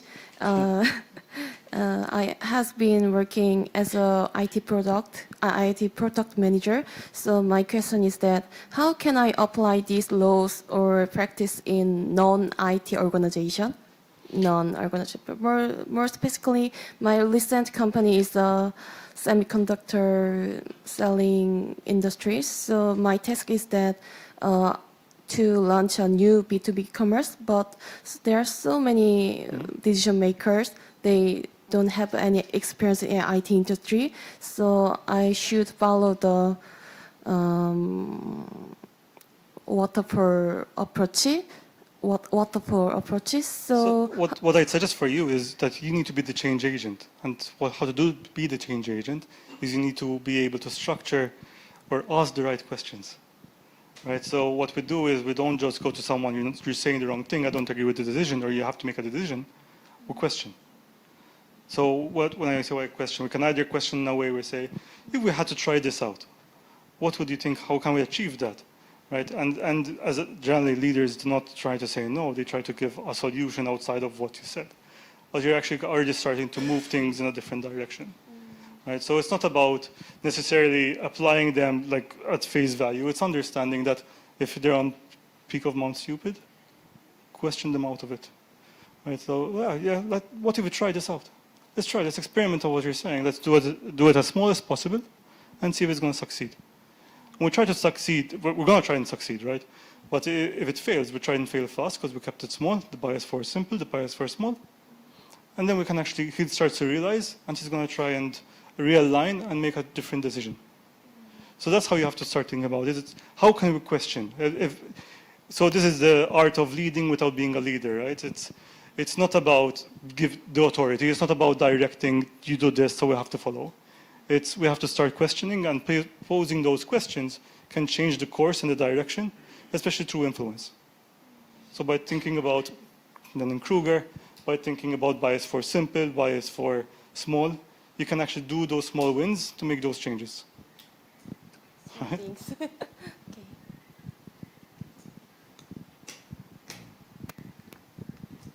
All right, wrapping up. Thank you very much. Actually, what you just asked, I actually put into your slides, which will be sent as well. So, and so everyone after this talk, what's the one thing you'll do differently when you get back to work tomorrow? Sorry?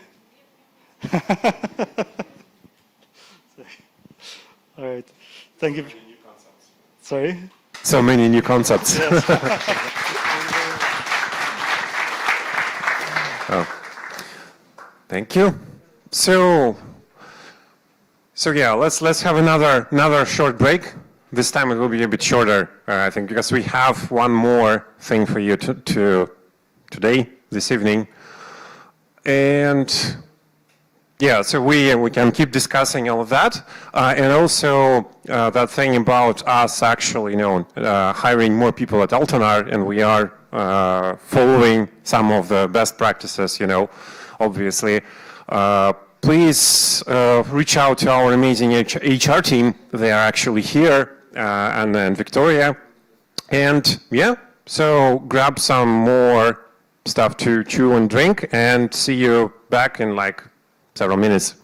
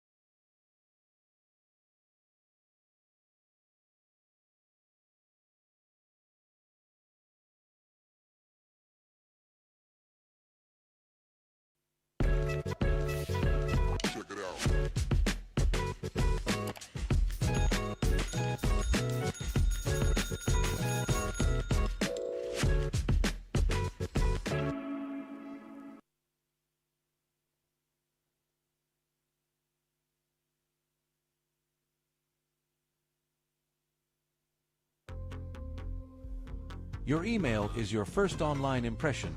Make it count. With GoDaddy Email, you get a professional address that matches your domain. It builds trust, boosts credibility, and helps grow your brand. Setup is quick, and your inbox is protected with built-in security.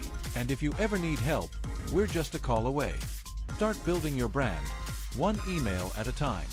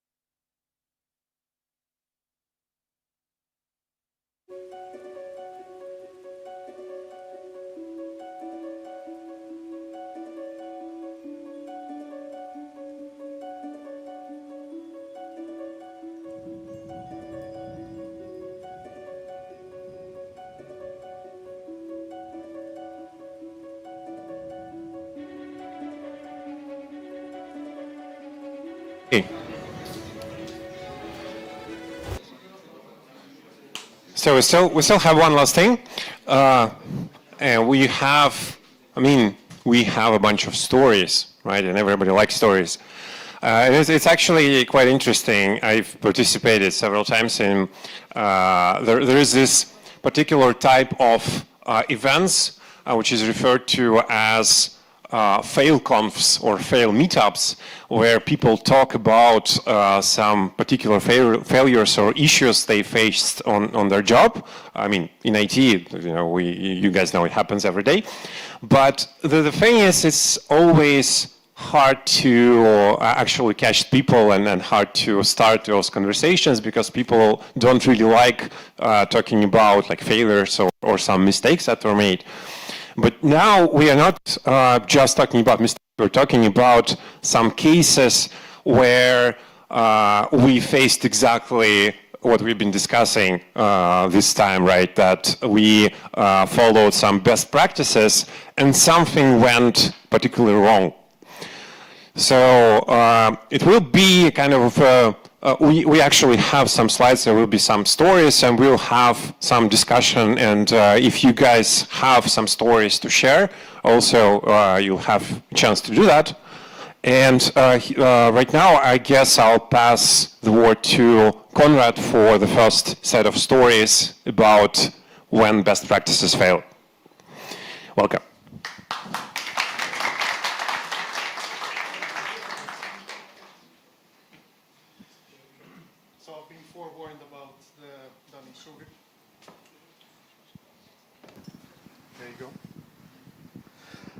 I've been forewarned about the Dunning-Kruger effect. I'll do my best not to impress you. So hopefully, you'll take something credible away from my stories. Ioannis and Chris, they, more elegantly covered a lot of these points. But these are really the way I think about best practice in general, with a lot of emphasis on the context awareness part. It's all about not being lazy with best practices. There is stuff that you can learn, and they need to be applied to the right context, and that's where they work. Otherwise, you get to carry all the baggage and all the negative aspects that come with it. On this note, I just wanted to talk about two stories in particular from my past life in my career. They're not applications of best practice that I directly control, but I think they're perhaps they make for an interesting point. I'm going to go back to when the Lotteries and Gaming Authority was formed in Malta. Back around 2000. They were doing quite a bit of avant-garde work in the sense of creating this framework for regulation in the gaming industry. A framework that brought some aspect of credibility and control to it. And well, anyway, one of the choices or one of the best practices they presumably put into action at that point in time as a regulating authority was based on this rationale, that you want to control what gaming companies do in Malta to have a credible regulatory control on these operators.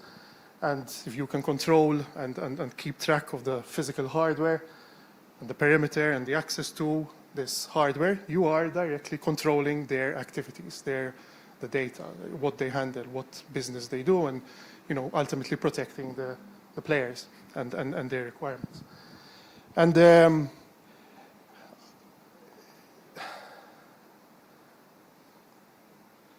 you go. The implementation was, one of the things they put in action at that point in time was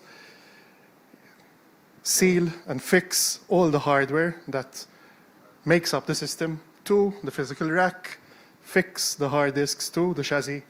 That way, you control the hardware, you control the system. mandate that hosting happen in data centers that have been, that have been certified for the function by the authority. Therefore, they will act as an extension of the authority. And this system of seals was created and propagated.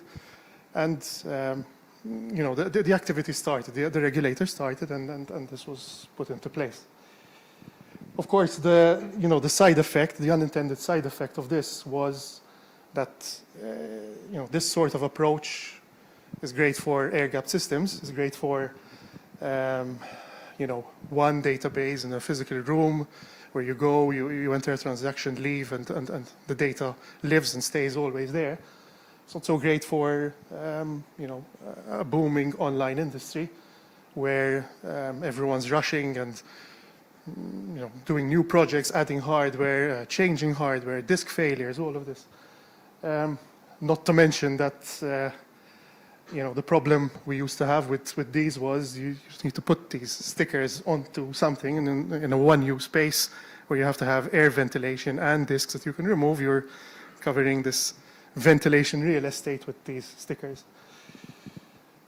Lesson learned, I guess, from that point onwards. The authority eventually, put this to one side. They realized that businesses were being driven to either not be compliant or to run the risk of real data loss and real problems by not being able to pull a hard disk out because you need to schedule a call and someone turns up and removes the sticker and then takes the number and updates the documentation. So, a case perhaps of best practices applied to the wrong context. My second story, if you want to call it that, comes from yet another, let's say, gaming industry story back at another role I used to perform as a data center engineer a number of years ago. And this centers around a particular data center outage that our company had sustained in a hosting location. So this was not a data center we owned. This was a data center where we co-located our equipment. And once again, the point, I guess the takeaway here is about some of the confusion that gets created sometimes between standards and best practices, taking standards and treating them as best practices blindly. And, in this case, the way the situation evolved, the way I can imagine it evolved,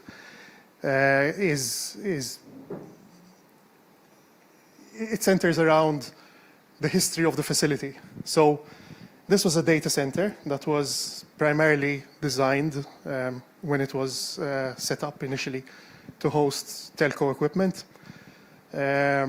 So emphasis on power redundancy, separation of electrical parts, and relatively small loads. So, a rack with 1, 2, 3 pieces of equipment that must not fail, must run all the time, relatively low power. Somewhere along the way, the purpose, the business, the people dealing with sales are faced with this new revenue stream that they can get from companies like ours. But of course, we're there with a lot of compute, we're there with a lot of equipment. Putting 2, 3 servers in a rack is not going to cut it. So, not wanting to lose out on the business, people dealing with, let's say, this part, the room, what goes on within the room, playing within the boundaries of the best practice, playing within the limits of the electrical regulation, started to twist the rules a little bit. Let's say, keeping simple numbers, that initially the distribution for a particular set of racks was sized to be this way. So the assumption was we will draw no more than 2 kilowatts per cabinet. And, the math, the differentiation between upstream, downstream electrical capacity was all planned. That was put in place, everything's fine. It even catered for what happens under failure conditions when the B supply is lost. You know, all the load swings to the A supply. You're still fitting within that distribution point. You're still within the cable carrying capacity. Everything is fine, everything keeps running. Fast forward, you know, few years, telco business dropping, gaming business, proper hosting is rising. People are trying to get creative. So, you know, presumably someone took a decision somewhere and said, right, company X wants to put 10 servers instead of 3 in a rack. Let's vacate a couple of racks and let's let them use the same power, let them dissipate the same heat, but in one rack. And that's what presumably happened. So we're still respecting the standard, the electrical standard. We're allowing 4 kilowatts in a cabinet. We're feeding them off the same circuit, and everything is fine. We do that for a couple of other racks. Everything is fine under normal conditions. Then, fast forward a few months, and the regular test, failure test that data center needs to run kicks into action. Someone isolates supply B. 2 minutes, 3 minutes go by. Bam, silence. The data center engineer, that was in my team, who actually experienced this firsthand. He said the most scary part of a situation like this is just this stunning silence, being in a room that has a very high level of white noise all the time, and there, suddenly, perfect silence, you know, in a big hall of that sort. So that's a little takeaway story about how, you know, best practices are always very, very relevant to specific contexts, and that context needs to be reevaluated all the time to avoid introducing these failures, right? How am I with time? I have maybe one short one, 1 minute, 1 minute. Let's just run through this. Okay, there's no slide, but I just wanted to talk about briefly about one best practice that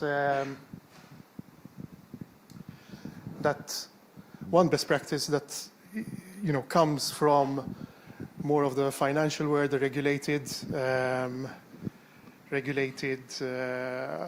accounting world, which talks about segregation of duties. So, you know, in transaction environments, you know, anyone who's in accounting practices knows that you to avoid fraud, to avoid mistakes, you try and avoid one person being responsible for a transaction end to end.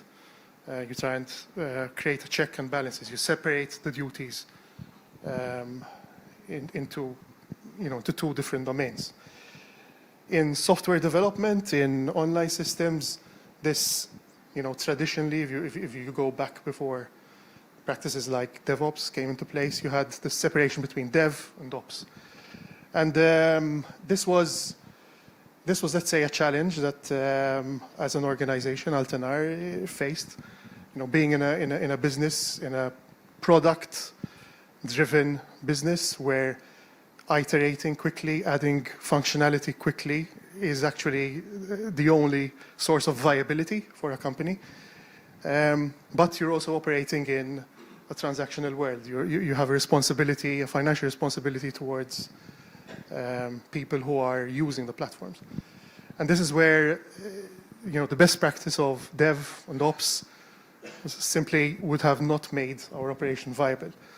And let's say what we did about it is to kind of shift the boundaries a little bit so that we could get a bit of the velocity that comes with developers, development architects, and ultimately people who are analyzing features and then driving the code, whilst also keeping a stance of security and control on what happens with their work. And we essentially, you know, our take on it was to remove the control of, or rather the ownership and the control of the configuration of repositories, to put that as an independent function. That was one of the first things we did. So, you know, developers had the freedom to write code, but we enforced four-right principle. We created a place where once code was going to make it to a branch or a place where it would ultimately then eventually get into production, there was a gate. We created the need to segregate and to remove that one person can push anything to production. And that was the first place we created that. We stapled on, you know, some other aspects. For example, we control the publishing endpoints. That's something that developers cannot do. And we control the data stores, the management of the data stores, so that, you know, you're always trying to essentially balance between the opportunity for fraud, the opportunity for malicious action, and maintaining velocity for iterating quickly. And that is, you know, a small snapshot into how we operate within Altenar, and which has, you know, essentially allowed us to be viable and to get to a place where we are now. And it's the sort of case where if we just blindly apply a best practice, we would have killed the viability of the enterprise before it could even, you know, fly.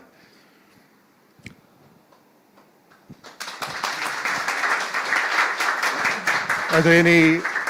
Shall we go one by one and then we'll collect questions at the end? Yeah, I guess. Yeah, we can do it like this. David?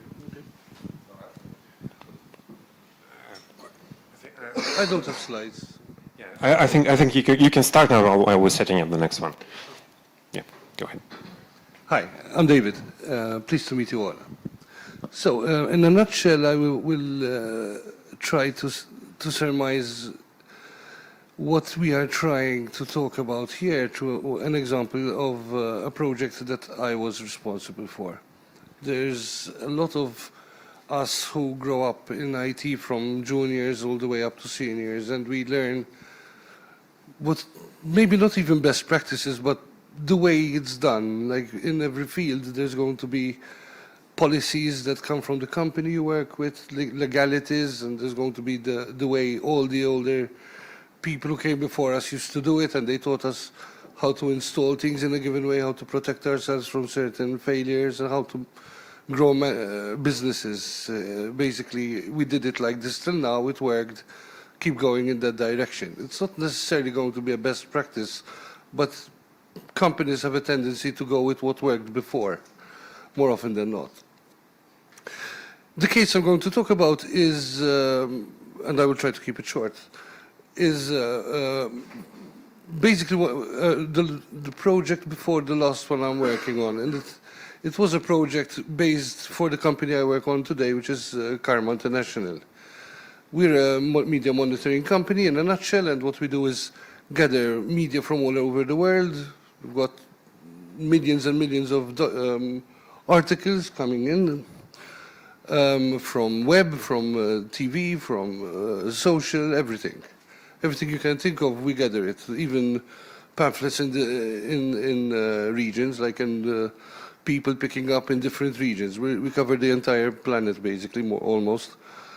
And one of the problems we had was the cost of certain services that we used to gather this type of media. One of them in particular was the project I was working on, which is broadcast. Broadcast means television, radio, satellite, DVB-T and DVB-S and that stuff. And the problem with that type of media is that the outlets that sell that type of media, which would result being either the result of a search where you look for certain words and they'll come up with a given number of snippets from certain videos, saying on this channel, for example, on CNN, they said this, and on this channel they said that, and you'll have the video snippet available for review. That's how sometimes many of these channels, when they say, this is what they said on CNN, and they show you those snippets. Those come from a third-party service, usually. This service was costing us easily millions every year. It was a very expensive set of services, because we have, I don't even know how many branches we have anymore. I used to know them by heart, but no, company grew a bit beyond my scope. But we have branches all around the world, so we covered APAC, we covered from Australia, US, UK, Europe, and the Middle East is one of our biggest. So all these countries with different languages, people around the world, and the problem was we need to gather media from all these places and all these languages, in my case broadcast, and the cost of gathering all these videos and recordings from around the world was debilitating. It made the service really hard to make worthwhile. You have to give it to your clients need it, it's part of a portfolio, but it's eating into profits so much that it makes it hard to make a profit for this, especially for smaller clients who will want that type of media as they're growing. So what the norm is, what the standard best practice is to go to one of these companies who have already got that footprint, and they've got these subsidiaries and a lot of stations around the world, all recording all these channels. And the common sense way of doing it is usually having, for every channel, you would have a server or a group of what they used to call blades in the olden time, like smaller servers plugged into a bigger chassis, connected with video grabbers into satellite receivers.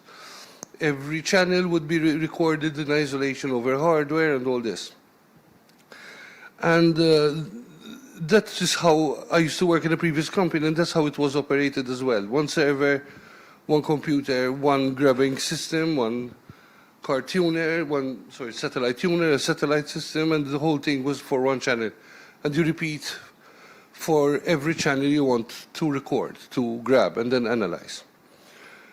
The problem facing me was, in this case, like, how are we going to build something like this for our company and basically spread it around the world without having all those infrastructure and all those massive millions, big millions of investment in costs and maintenance and stuff and whatnot.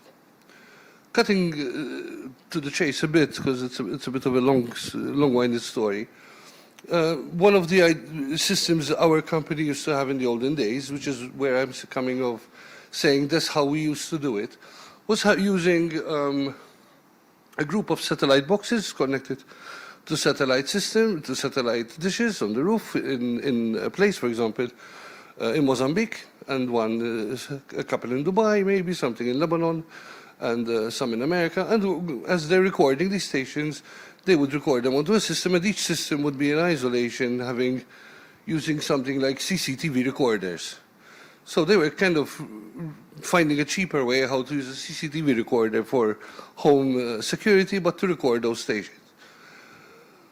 Move forward, it was a system that could only be scaled so much. You needed much more physical space, and it was run sometimes in areas where it's not that easy to have a stable, how can I say, stable electricity, because some countries were not also fortunate to have the same level of electrical continuity that we take for granted in the West. It's a big world out there. And besides that, even there you have the problem of redundancy. Some stations will be out because of bad weather and they receive a bill from another place and all that. Cut forward to how I try to approach the problem was, instead of having only the satellite systems, I started finding all the channels I could that were streamed online, and we started recording through the online systems.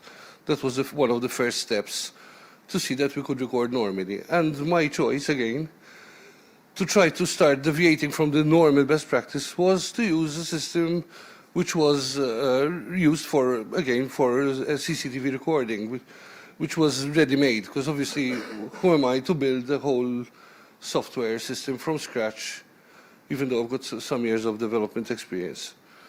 But there were systems ready out there. I tried to find a good one. I landed on a product called Shinobi, and it was okay. It was good. It was great for a proof of concept, started running. As I started to scale the system a bit, so when we had 20 channels, you start seeing the problem seeping through the cracks. So now you start thinking, okay, we start another separate server, and another separate, and then how are we going to join all the storage and the videos? How are we going to search them? In a nutshell, the project evolved to a point where it almost was breaking at the seams and I couldn't do any changes. We did add satellite systems in different regions which were transmitting online through a stream, basically, something like HLS or something like direct WebSockets from both sides, so the transmission is a bit lighter and whatnot.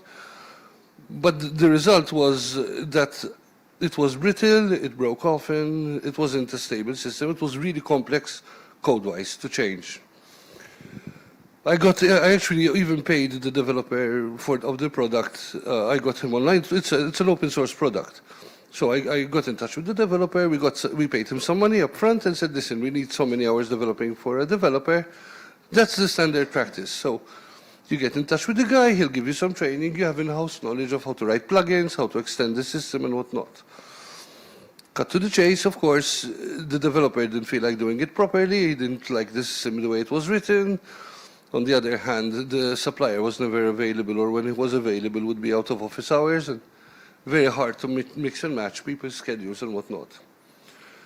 So we were lucky at the time that AI started. It was a couple of years ago, but I had access to GPT-3 and 2.5 before that on beta, but access to GPT-3 when it was starting to already be very helpful.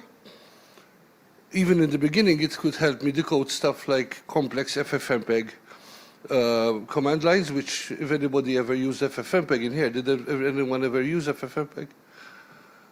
One. Okay.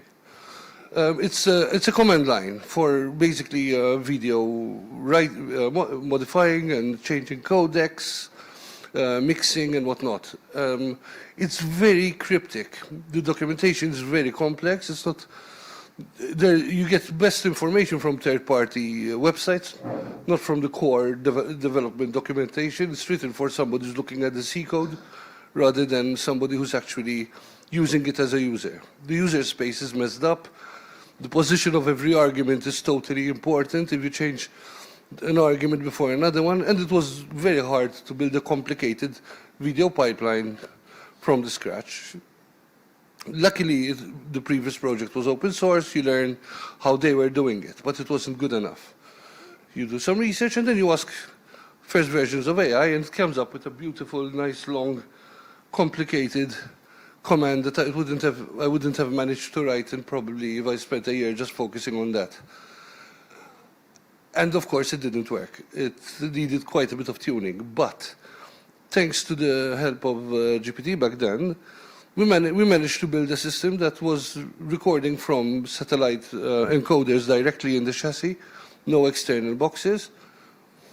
And the system was running Linux, would actually connect to these, connect to multiple satellite dishes in one place, get streams, and record locally onto the hard disk for now the videos for processing. Fast forward a bit, we built our own. Basically, I built the first version of a system where everything was basically built around scripts. Simple, self-contained, modular, easy to replace one with the other, and very easy to understand for the people who had to maintain it after. Or at least it was easy enough for them to continue it. Let's say not very easy. Another feature that we managed to add into that system was having it distributed. So we could package a box, send it to one of our branches.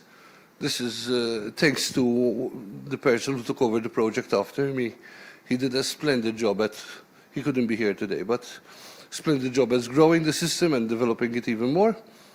And that's, in my opinion, a big success is that another person could take over the project and move from there on, rather than it's something that only I can handle. In fact, I haven't looked at the system for 2 years. Now they want to double it. We have 500 channels recording right now, continuously, long term, and growing much more. We pipe everything through voice to text, and we're adding new features like actually reading text within the images and all that. And it's totally in control of our company. We don't need any IP from any third person, no other issues of the sorts where we cannot somehow sit down and fix it.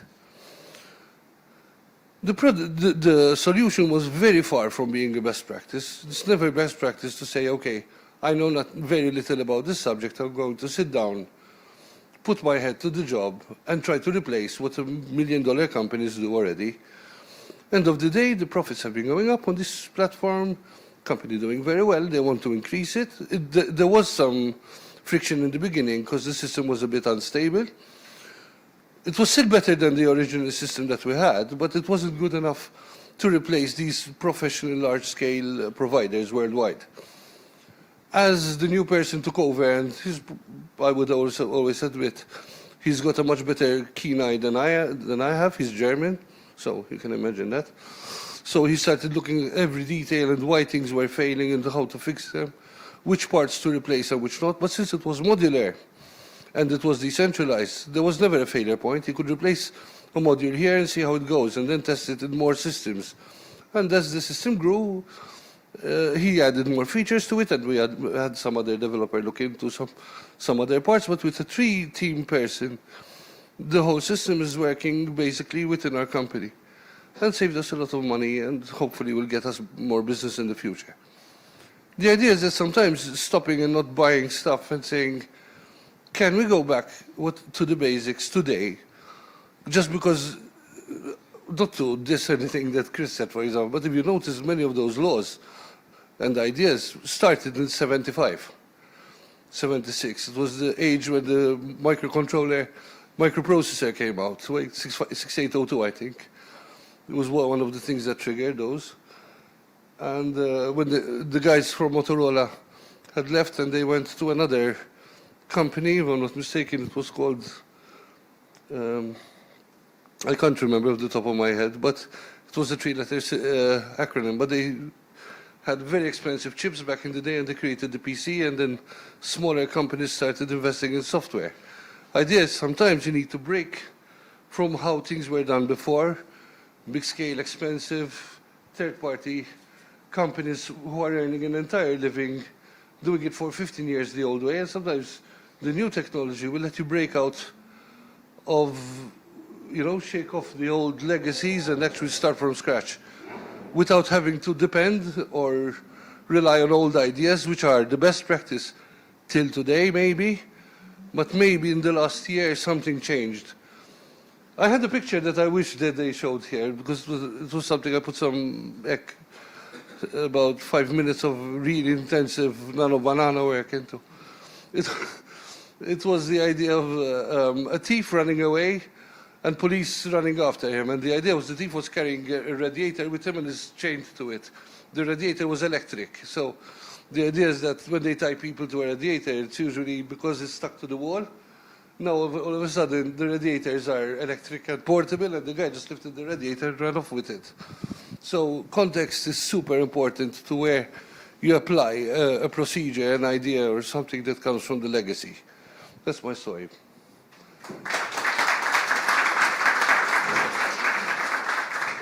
Any questions? Anything? Or you want to keep going in the questions at the end, you said, right? Yeah, I think we'll discuss it then. On. So I'm going to tell a story about how I replaced the best practice with worst practice and how it helped me. So here I am starting a new project, a new service, and it's got some configuration settings in it. And the best practice, of course, is to put it into a configuration file. You don't want to put it in source code because you'll have a hard time just replacing it later. Okay, just a configuration file, nothing wrong with it. Well, then you start to deploy this stuff to several places. And suddenly you have 4 configuration files. And then you figured out some configuration values are actually shared between the environments, and you have a 5th configuration file. You see how it goes. You have templates now. You add a new service. You find out that services have something in common. You add more services. Well, and at some point you have more configuration files, and you have source code files in your repository. Not only you have a lot of configuration files, you also have a lot of stuff. You have several configuration formats. You have some weird problems with some configuration formats. You have semantic problems. You have conditionals. You have variables. Basically, you have accidentally created a very bad programming language. And you know what happens when you create a programming language. So it's not a very good position to be in. So what do we do? Well, what we're trying to do here, we got several services, and they are running in several environments. We actually know the environments they're running in. We know the services they are running in. We already tried configuration files and then ended up with a bad programming language. Why don't we use a good programming language instead? So put all your configuration you have in a single configuration package. Give invent some way to have a current environment passed to it. And we got all of your configuration files replaced with either a direct code or a generator. So what you do?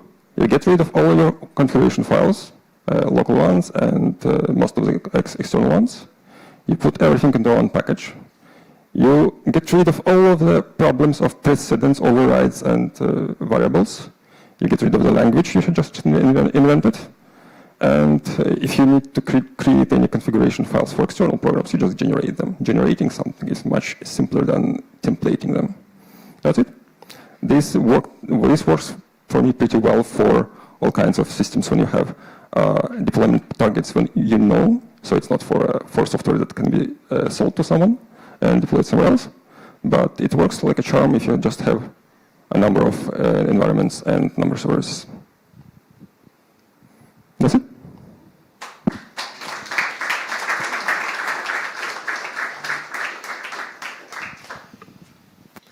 So, I don't really have like a particular story to share from my side, but I just keep thinking about we mentioned like a lot of different abbreviations and standards and all of those things today, and then we described a lot of situations where things went pretty wrong with those standards.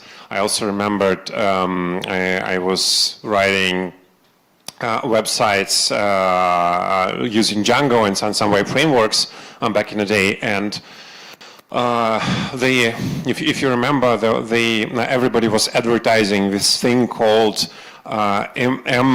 MVC, right? Model View Controller, and this for me was the time when I understood that best practices aren't really best and aren't even good sometimes, because if you try to take those perfect abstractions that are created, like we also mentioned domain-driven design, for example, right, and we mentioned several other things.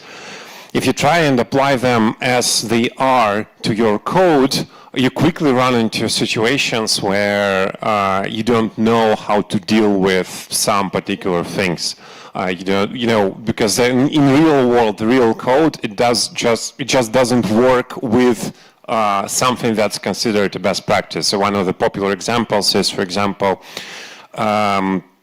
Uncle's Bob clear architecture.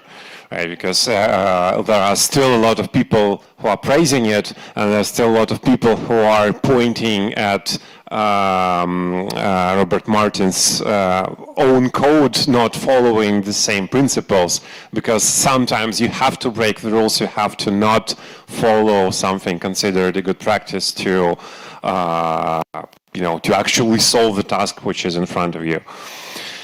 So, I mean, we can keep discussing that. Is there anyone who wants to share like some story like this right now? Or we can start wrapping up. We can, if you guys want to add some more comments, or, I mean, it was supposed to be like a panel discussion, but it's pretty late. So, any questions you want to ask right now for these wonderful people right here? Everybody already tired, or?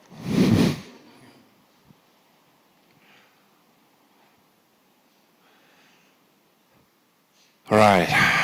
So I think we can start wrapping up. I mean, we still will be discussing that anyway. We still will be discussing that on the meetups like this one. By the way, keep in mind the date for the next meetup. It will be 20th of May, and it will be one of my favorite topics about data and data architectures and all of that. So make a note in your calendar. And also, as always, huge thanks to an amazing team that helped us to organize this event today.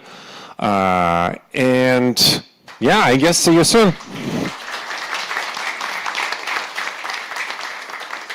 Oh, and by the way, also you can subscribe to our partner community. There's a community called TechShift.